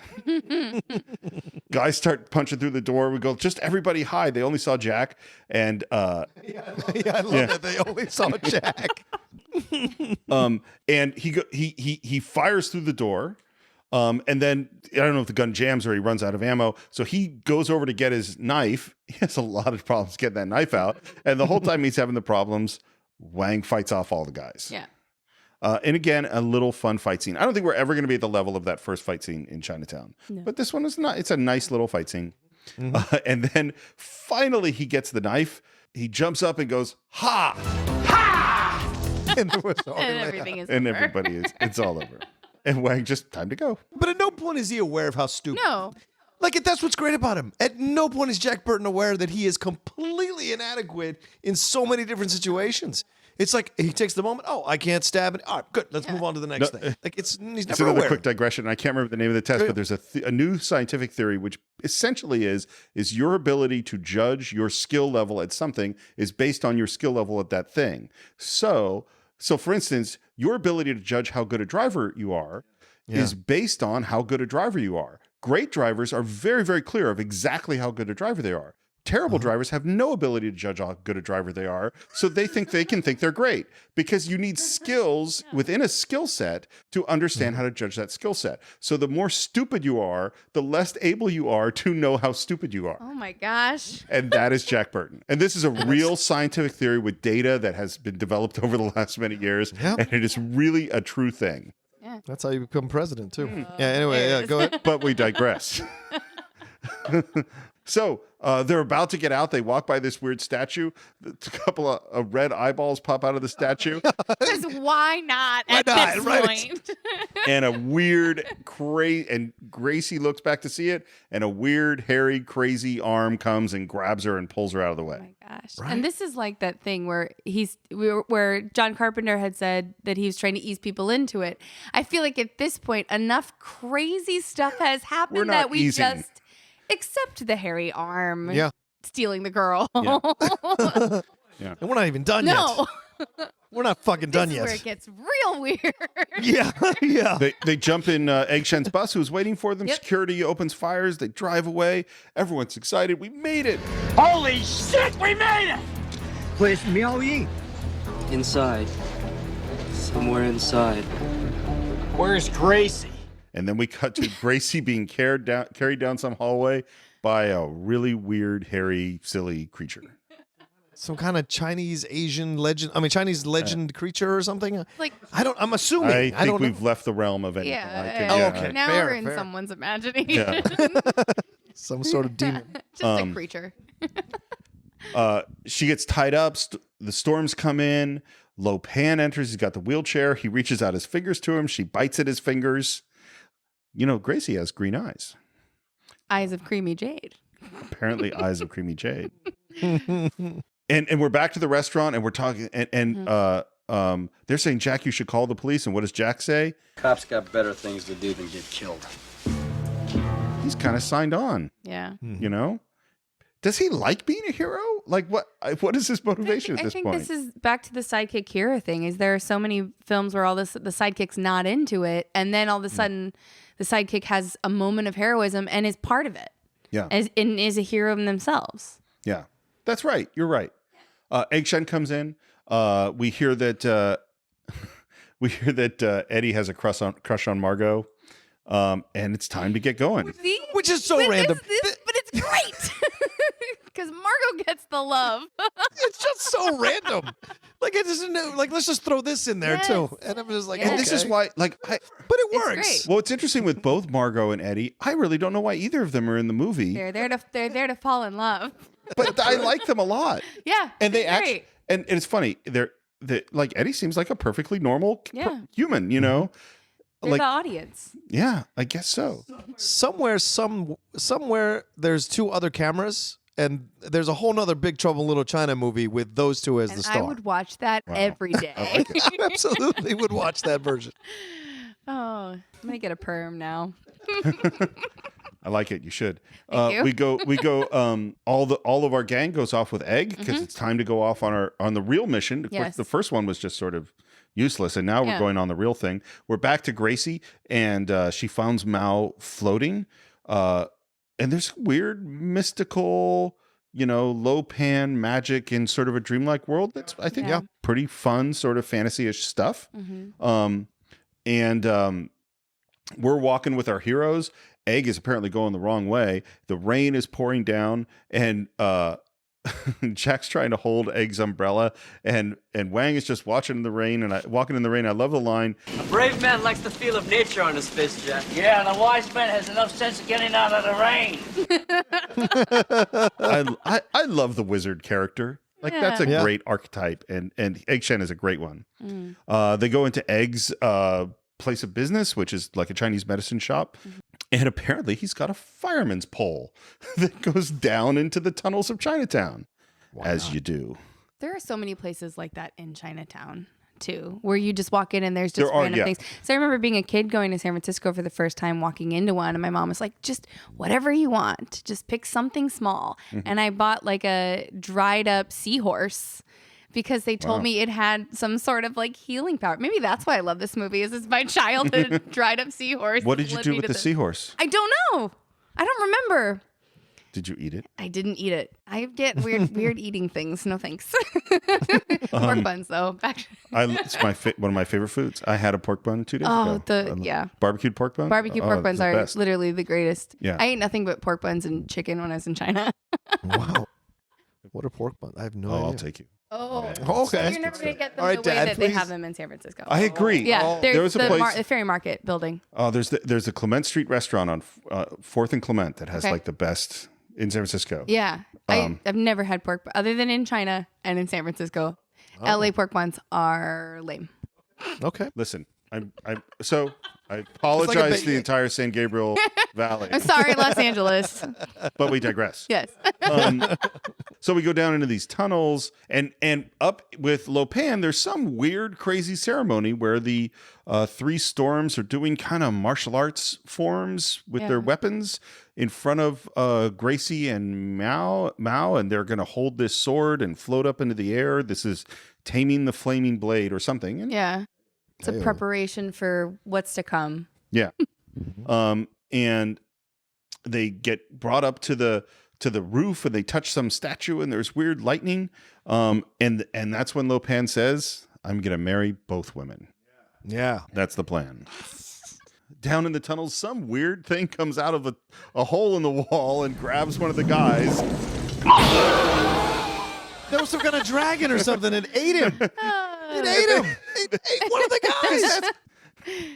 guys. Egg Shen throws something that explodes with smoke and says, "You will come out no more." Jack's, what? What will come out no more? Yeah.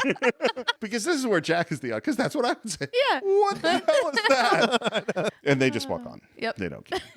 And then we're back with Gracie and Mao, and there's this moment where Gracie's awake for a moment, and then lightning comes in and does something, and their eyes go white, which was very creepy to me. Now we get to go down a slide with Jack and the guy, and we land on a big pile of fish. Yes. And some dude bites the head off a fish, offers it to Jack. Later. And now we get to another line that I quoted for years, which again, I think this is a very important. This is a good. You're directing and something goes wrong. You're on a road trip and something goes wrong. And now for some more bad news. Ready? And this is where we hear all about marrying one woman and kill the other. And they have to wait till he's married because only then can we kill him. But if he's married, then that will be too late because he's married. He's flesh. Yes. He's flesh. All right, it's time for the wedding. And we're in this grand hall. This set is silly as hell. Oh my God, I love it though. It's the neon. A neon skull with a neon Oh. skull with an escalator coming out of its mouth. Yes. It's really, really No silly. Chinese tradition at all. No, this is full 80s. Yeah. This is really silly. And our guys are now being followed by a giant floating eye, which was the most difficult special effect. That's the moment that I like. This is the most unusual. But it's just for our listeners out there. Roka just stood up. It's the most unsettling part of the movie. This Are you gonna walk out the fucking door? random thing with eyes and then like it's just so weird. And eyes on its tongue coming out of its all I mouth. want to do is stab it and kill it. And so like when I'm watching it talk, and it's like, and the fact that the eye like moves left to right and is kind of, you're just like, stop doing what you're doing. It's so unsettling. Like to me. Labyrinth, Dark Crystal, like it's awesome looking. And as you. I can handle the weird mini gargantuan gorilla thing. I cannot handle the floating fucking eye, man. But this is the third weird thing, and it's the weirdest of the three, right? We had the weird, Bigfoot guy, and then we had the dragon monster under the and now it's like, okay, there's a big floating blob of skin and eyeballs. Yeah. That's what fine. is definitely weird. And as you say, Lopan speaks to him out of it and can see through it and sees that these people are there. Jack shoots it, which doesn't hurt it, and goes, "Oh, you never know till you'll try." That's my favorite line of his. You never know until you try. I dig it. And here's the thing: I think Lopan makes a terrible blunder here. Mm-hmm. It's like, listen, if I were about to, after 2,000 years of not being flesh, we're right at the verge of being able to fulfill this whole dream. And if I've ever watched a movie, I would know that this is the moment where the heroes are going to show up. Right. And look, the heroes just showed up. I would send everybody to kill them. But he goes, it'll be fine. Yeah. This seems like a big mistake. Find an elevator because there's a screen. It's hollow. And this is where you say, I know it's an elevator and it only goes down. Yeah. Time for the medicine. I love that Egg Shen ends up behind a bar putting out shot glasses. Yeah. As you do. And they say cheers, and Jack goes, this does what again exactly? Huge buzz. And you can see things no one else can see. You can do things no one else can do. It's so funny because Jack is just barely holding on at this point. Yeah. And then they make this very patriotic toast. Here's to the Army and Navy and the battles they have won. Here's to America's colors, the colors that never run. May the wings of liberty never lose a feather. A very American patriotic moment. We get in the elevator. Everyone's smiling at each other. They're kind of happy. And then they start commenting. They're like live tweeting how good they feel. He's like, I just feel like it's all going to work out. I feel really pretty great. invincible. I had a really positive feeling. And then he gets a look like right after that from one of the guys that just is like, This is, listen, I will not speak for our guest. John Roca and I have had this moment.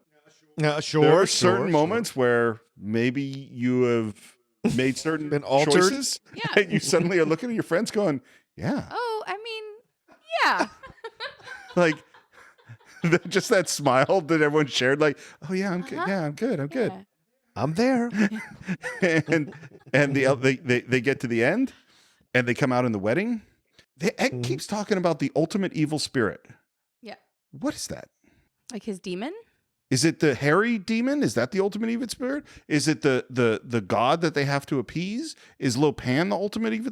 Like, what is he? He says, we're about to see the ultimate evil spirit. They say it multiple times. I never know what the hell he's talking about. I think it is the demon that, and I can't remember the name of the demon, but it's the demon that Ching-Dai or something like that. Ching-Dai, yeah, has that Lopan has to be satisfied. It's his demon. It's like his spirit animal. Lopan pulls out the needle of love. Oh. It's into some kinky shit. Yeah. Man. That sounds like a Bon Jovi song. And he's poking them, and as he's poking them, he starts to bleed. And then the Guardian with all the eyeballs sees them, and Wang soared right into the Guardian. Well, because they want to shoot Lopan multiple times, and Egg keeps stopping them, going, "You have to wait till the ceremony is over. He's flesh. He's human, right? Flesh." And they don't want to make any noise. They don't want to do. And then all of a sudden, Wang kills that floating piece of hell. And here come the bad guys, and all of our heroes scream, and Jack screams, and Jack fires his Uzi up into the ceiling, and a rock comes down and knocks him out. That's so great. This is the moment of the movie to me. I mean, this just really sums up his character. Yeah. Here's the final battle he's not even going to take part in. He is flat. He is Yeah. knocked out. Yeah. Flat. He is out, asleep. Big fight scene. Gracie punches someone. Egg throws these bombs. All the guys are fighting. Wang does this great run over the arc, which is awesome. That's a great little moment. The girls are wrestling with Lo Pan, who seems to be pretty solid at this point. Jack kind of comes back to consciousness, pulls out his gun, sees Lo Pan, is about to shoot him. Thunder grabs the gun and it punches it and it just explodes. Wang goes and distracts Thunder, does some nice evasions and stuff. Jack goes to draw his knife and he gets attacked by the giant armored demon guard, whatever it is. And I love, he just falls backward, knife comes up through the bottom of the boot, stabs the guy who then collapses on top of him, and now Jack can't move. He's just stuck.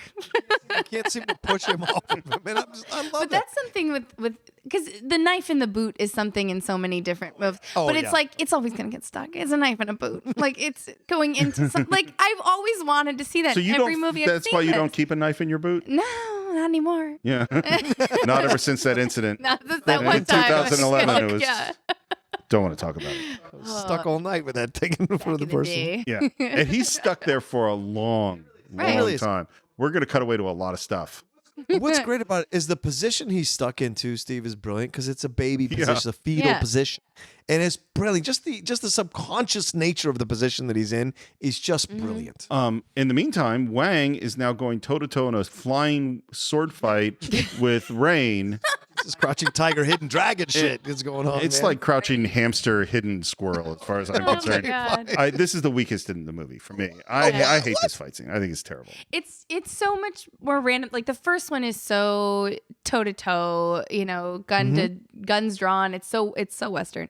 This one is like very random. Well, and little things. They're not doing anything cool. They're flying through the air and they're just sword fighting left, right, left, right, left, right. There's no style to it. There's no. You're looking at me like I'm crazy. Well, both of you are you never fucking see crazy. them connect. You never see them fighting each other really through the air. You just see their individual shots. No, you see them like they're hitting sword against sword. Have you seen this I movie? don't know anymore. Listen, they flying through the air like doing the thing. That's pretty cool. Can you do that? It's pretty cool. I can't do that. I think that when I was 25, I could have done that. You could have flown through the air. Well, it could jump off for 20 feet. They're flying through the air. They're jumping off a trampoline. Well, no, I know, but I mean, in the movie, in the illusion of the movie, I'm just saying they're flying through the air like fighting. Well, and this is the thing about and he's one of the three thunders, which means he's a pretty he's. But this is exactly the point: is that when you do a martial arts film or a fight scene film, and you establish characters that we have tension about wanting to see them fight, and you build up to a fight, the fight should deliver. And this is one of the ones where I go like the best fight scene is the first one in the movie. Right. That is where the best martial arts happen. And now we're in our final climax where we should be getting the best stuff, and we're actually not. And that fight scene is like, and it's funny that Carpenter and Kurt Russell, I think when they did the commentary track was probably shortly after Crouching Tiger, Hidden Dragon came out, because they were talking about that movie and said, oh my God, that's amazing. We couldn't do anything remotely like that. Right, and I'm not expecting it to be, but I think Crouching Tiger, Hidden Dragon is an amazing example of wire work. And frequently wire work, I don't like it so much for these reasons, which is like what they're doing isn't that cool. They're other than flying. It's like they're flying, but the sword work isn't terribly interesting. And there's no beat work to it. There's no builds. There's no reversals. There's none of the things I want to see in a good fight scene. And that's fair, but that's the same thing that with Matt when I talk about on Top 10. Matt knows like Talking about comedy, comedy. When he sees he can see the bones and all, and which is why he doesn't like a lot of comedies because he can see all the jokes coming because he's so professional. I'm sure you're Catherine. You have the same experience sometimes when you see certain comedic movies. So I respect that. I respect how you feel, Steve. Completely. For me, but if you liked it, it's fantastic. If you liked it, you liked it. That's all that really matters. I don't. Yeah. And while that fight's going on, we're now getting the wizard battle between Egg Shen and Lo Pan. I love that moment. That's It's cool. like Rock'em Sock'em Robots.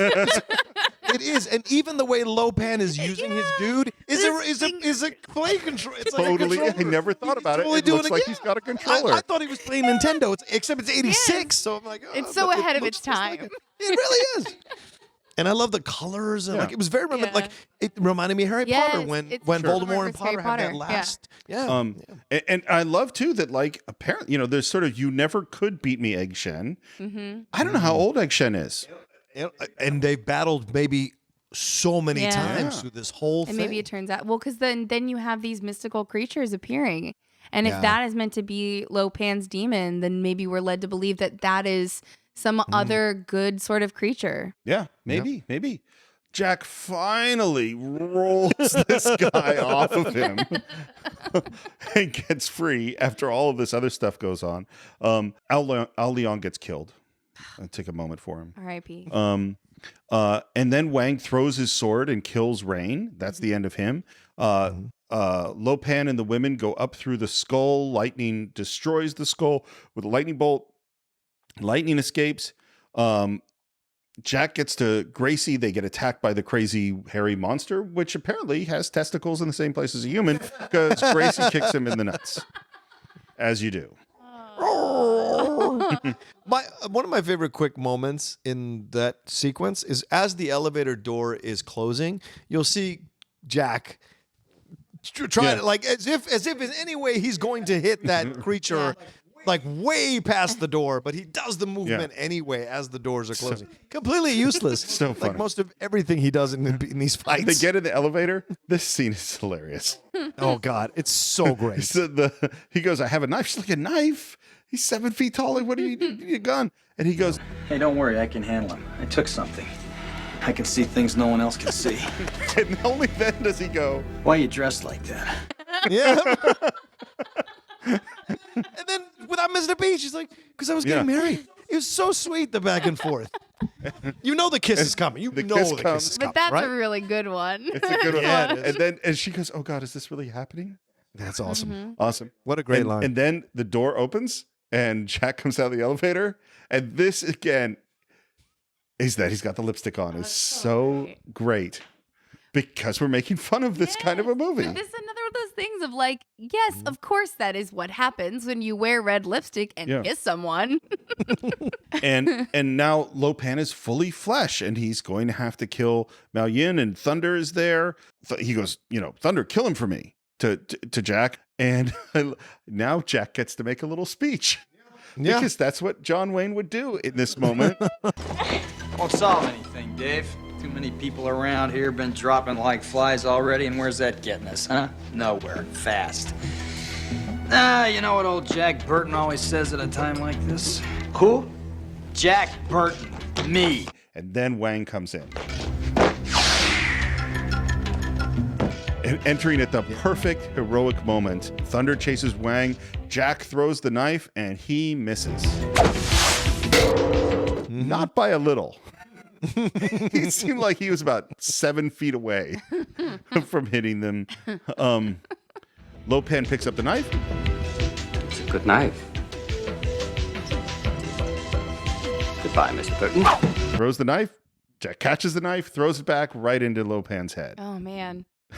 And this is heroic. This is truly he finally has done something that is like the second time in the movie is actually a heroic move. All the big statues that are around kind of domino as they collapse. And what does Jack say? It's all in the reflexes. And then Wang is running away from Thunder. And again, this is the same thing. I feel like there should have been an action sequence here that we didn't really get. He's doing like backflips to escape. Thunder sees Lo Pan and goes fairly crazy. Yeah. Dies of sadness. He dies of sadness in a, let's say, a big way. A big way. He starts to expand. His buttons all pop. We cut to our people watching him. We cut back to him with his giant head and steam coming out and until he finally explodes. Yeah. This is really dumb. He dies of sadness. Every time I see it, that's all I can think. He's like, my master is dead. I have no reason to live. I will just explode. Yeah. Doesn't Wang say it? He's only going to get bigger or something? He's not going to stop, I think. He's not going to stop, right? Oh. And finally, our last storm shows up, which is Lightning, who's kind of the scariest of the three, I think. Yeah. She has lightning powers. the problem is he takes 40 minutes to finally hit you with a bolt of lightning. That's the only issue He's with got him. lightning going in every single direction. Yeah. The ceiling hard is to on control, I fire. guess. And how is he coming towards our bad guys? I mean, our good guys? He's walking nice and slowly. Yes. Yes, he is. Very, very slowly. So everybody Trailing can it get with him. away. Yeah. They climb up some hole. I do love the burning ceiling that is collapsing behind lightning. It looks really, really cool. Yeah. And then there's these other holes, and there's Egg Shen and the guys up there. How'd you get up there? Wasn't easy. They have some line. They shoot the line down. We go up again. Lightning is coming very, very slowly. He is slowly rising up through this hole, and they drop a statue of him. And that's it for lightning. I love that in the beginning of the movie he punches him twice and nothing happens, but by the end of it, it's just like, Yeah. Well, he took something. oh, that's right. Yes. That's right. Which would explain why Jack could jump 10 feet through Right. the hole. When everyone else is getting helped through the hole, he just jumps through the hole. Alarms are going off. They are running through. Security is after them. They find the truck. They get in the truck, and I love, like, where's the key? Well, don't you have a spare key? Right. Yeah. Finds a spare key. No. He goes, do you have this? Because she goes, don't you have a spare key? He goes, no, yeah, but it's in, that's Yeah. right. So, Yeah. And then he Yep. grabs it out. Right, yeah. Yeah. And then there's this moment right before he drives, and he says that it's, this is going to be 6.9 on the Richter scale. Hang on. And then he puts it in reverse, That's right. which seems to work fine. She says, what is this? And he goes, 6.9 on the Richter scale. They get out, It's they just drive brilliant. away, It's just brilliant. and fire and police apparently just drive right by them. Yeah. And then they stop at a red light, and we made it. Yeah. Isn't it weird? She's like, it's weird, this back and forth, because she goes, it's a red light. And then they have the thing, and there's, it's green, you can go Yeah. now. And you're just like, none of this makes any She sense just to like me, this leans interaction. herself on the dashboard and is just looking at him with all this, and there, it's a weird romantic moment. But Wang and Mao Yin are between them. make it out. That's another reinforcing of the fact that it's not a hero. He's not the Right. hero. Yeah. Because they get the kiss Yeah. moment, not Cottrell and Burton. We're having a celebration. Jack talks to Egg, and who's going off on a vacation. Well deserved. Eddie and Margo are flirting. Yeah, she asks him. Very progressive. in the 80s, Does. Yeah. Wang pays him off, nothing or triple. Nothing or double. Triple. You earned it. You're right, I did. And then there's a little flirty moment with Gracie Law, Yes. where he sort of says, maybe we should settle down. And she says you could get a bigger truck for two. And then he goes, sooner or later I rub everyone the wrong way. Let me think about it. And by the way, Kim Cattrall looks beautiful in this particular shot. She's gorgeous. Absolutely She's gorgeous. gorgeous through the whole film. She is. She Even is. when they're like Absolutely. in the tunnels and the. But this shot in particular is just a really beautiful Yeah. shot. And she and Margo says, well, aren't you going to kiss her? And this long pause. And he goes, No. and here's what I was thinking about this a lot. Again, because we're putting this hero story on its head. Right. Is that in the classic hero story, there's the damsel in distress, or there's the woman in it, the love interest. They're going to kiss in the danger moments, which we've done, and then we're just going to assume that this relationship is going to be great, and they're going to live happily ever after. gonna ride And off that into is the sunset. probably fairly stupid. Yeah. Yeah. And this, because that's not really how relationships are going to necessarily work well. And in this one, they just go, nope. Yeah. And he walks away. And I love it. And then we have our little goodbye between our two heroes. We really shook the pillars of heaven, didn't we, Wang? No horseshit, Jack. No horseshit. I really wanted a sequel, by the way. I Well, totally would have But wanted. there is, in the form of the comic books. Oh, there's comic books, sure. Yeah. Oh, yeah. I will disagree. Comic books are not a sequel. Comic books are comic books. I love comic books. It was clearly being set up for a sequel. It seemed like I want to see these guys together again. Because he doesn't get that final No. kiss. Yeah. And they have Well, that and back then there's forth. And then what he the says. ending in the truck. Right. Right. In Right. the truck. Right. And we get, again, he's back on his CB doing his podcast, as my wife would say. And he says, you just listen to the old Porkchop Express and take his advice on a dark and stormy night. when the lightning's crashing and the thunder's rolling and the rain's coming down in sheets thick as lead. Yeah, Jack Burton just looks that big old storm right square in the eye and he says, "Give me your best shot, pal. I can take it." And then what happens? A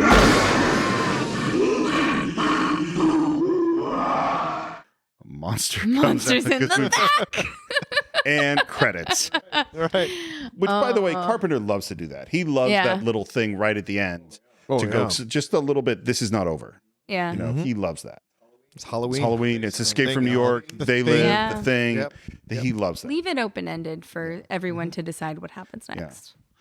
So the movie's getting ready to come out. They did tests. It tests through the roof. Everyone loves it. What they said is that they're going to, like, the press junkets, and all the reporters are asking the question over and over. Then they're saying, "How does it feel to know you're going to have the biggest movie of the year?" Like, everybody's saying to them. Kurt Russell said that he had not been in a film before or since where that was what people had said to him. Yeah.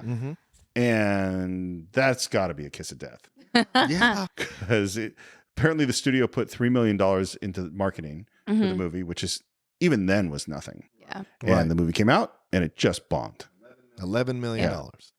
And I think Scott Pilgrim is the closest thing I've ever heard to something like this. Everyone came out of Scott Pilgrim like, this is going to blow the doors off. It's going to be $200 million. Right?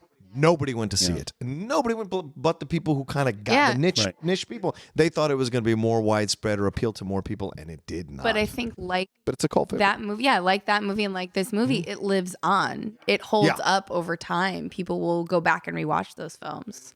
And we see that now with this. Yeah. Like, Well, this is and this is a lot of John Carpenter's career, because The Thing didn't do well in theaters. Right. You know, like that his movies, people, they live as the same thing. Where in Prince of Darkness, they're all movies that people really wanted to watch in home video, and like me, watched it over and over and over again. I love Prince of Darkness, man. That was one of those ones that, like, not a lot of people talked about, but you enjoy. But the thing with this, which from what I read, I think just a little bit that I did, like, he was really disillusioned at how the film didn't come out and do well. This is the one film that really broke him in terms of, like, what am I going to do to succeed in this business? Well, I think it goes back to the test. It tested like in 90 percentiles. Like it was tested great.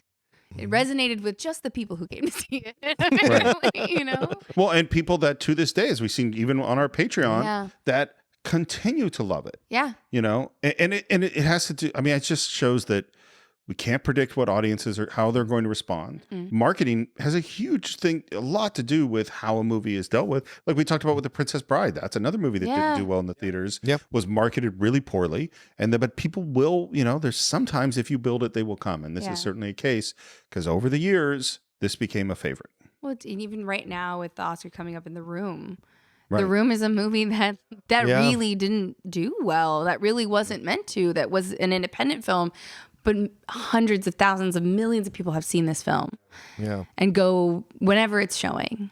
I'm going to say that's a different thing, though. It's a different thing. Because people are not going to that because they go, this is the greatest movie ever made. They're going to that for the opposite reason. But the guy who made it thought he had made it from that film.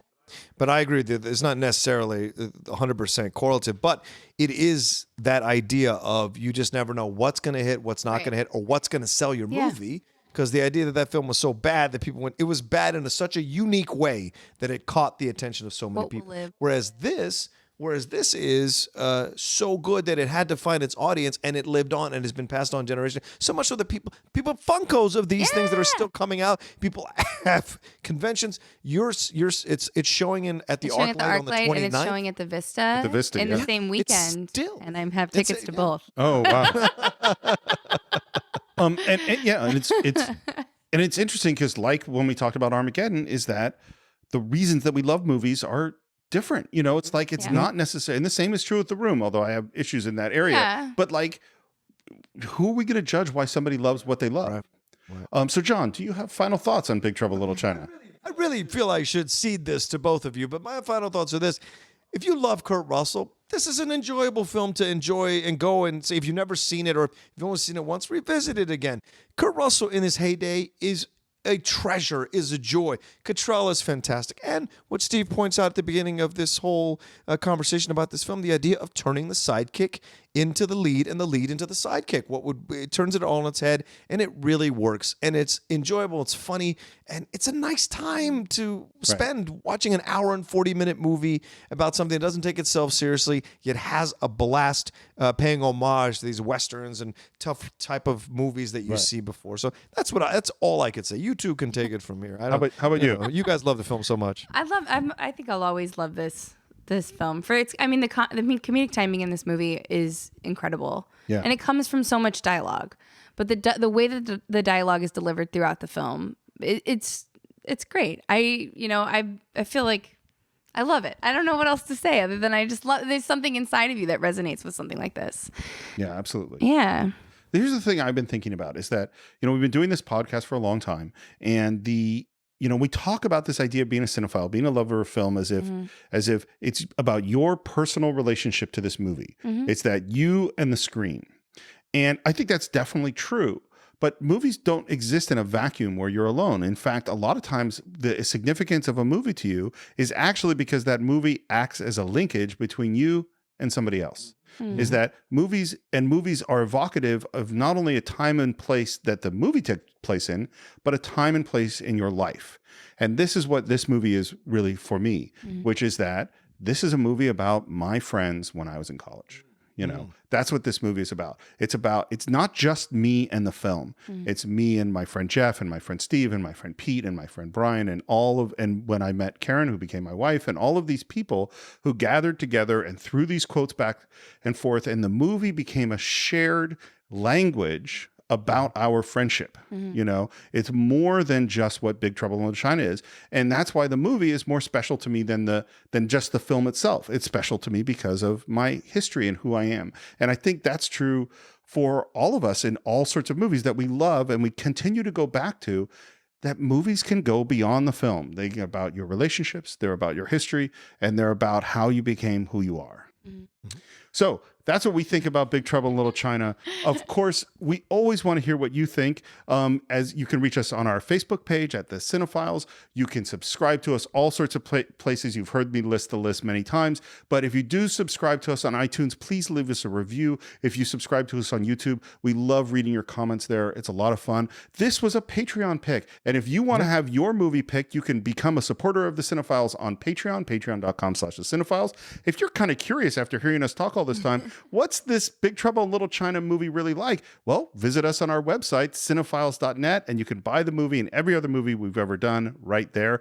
As always, you can reach me at SR Morris. John, where can you reach you? You guys can always reach me at The Roca Says on Twitter and on Instagram. And Catherine, thank you so much for taking the time to come be a guest. Where can people find you on the social media if they want to follow you? Pumps Comedies, probably the easiest way to find me. Pumps Comedy. For shows and music videos and all sorts of stuff. Well, we had so much fun talking to you about this film. It's so great to hear someone who came to the film at a different time in your love of this film. It is, because that's maybe the other thing is we get to connect with people from different places who love the same thing. So that's great. It was really great having you on the Cine-Files. And I think that's it for this week. All right. And we will see you next time on the Cine-Files.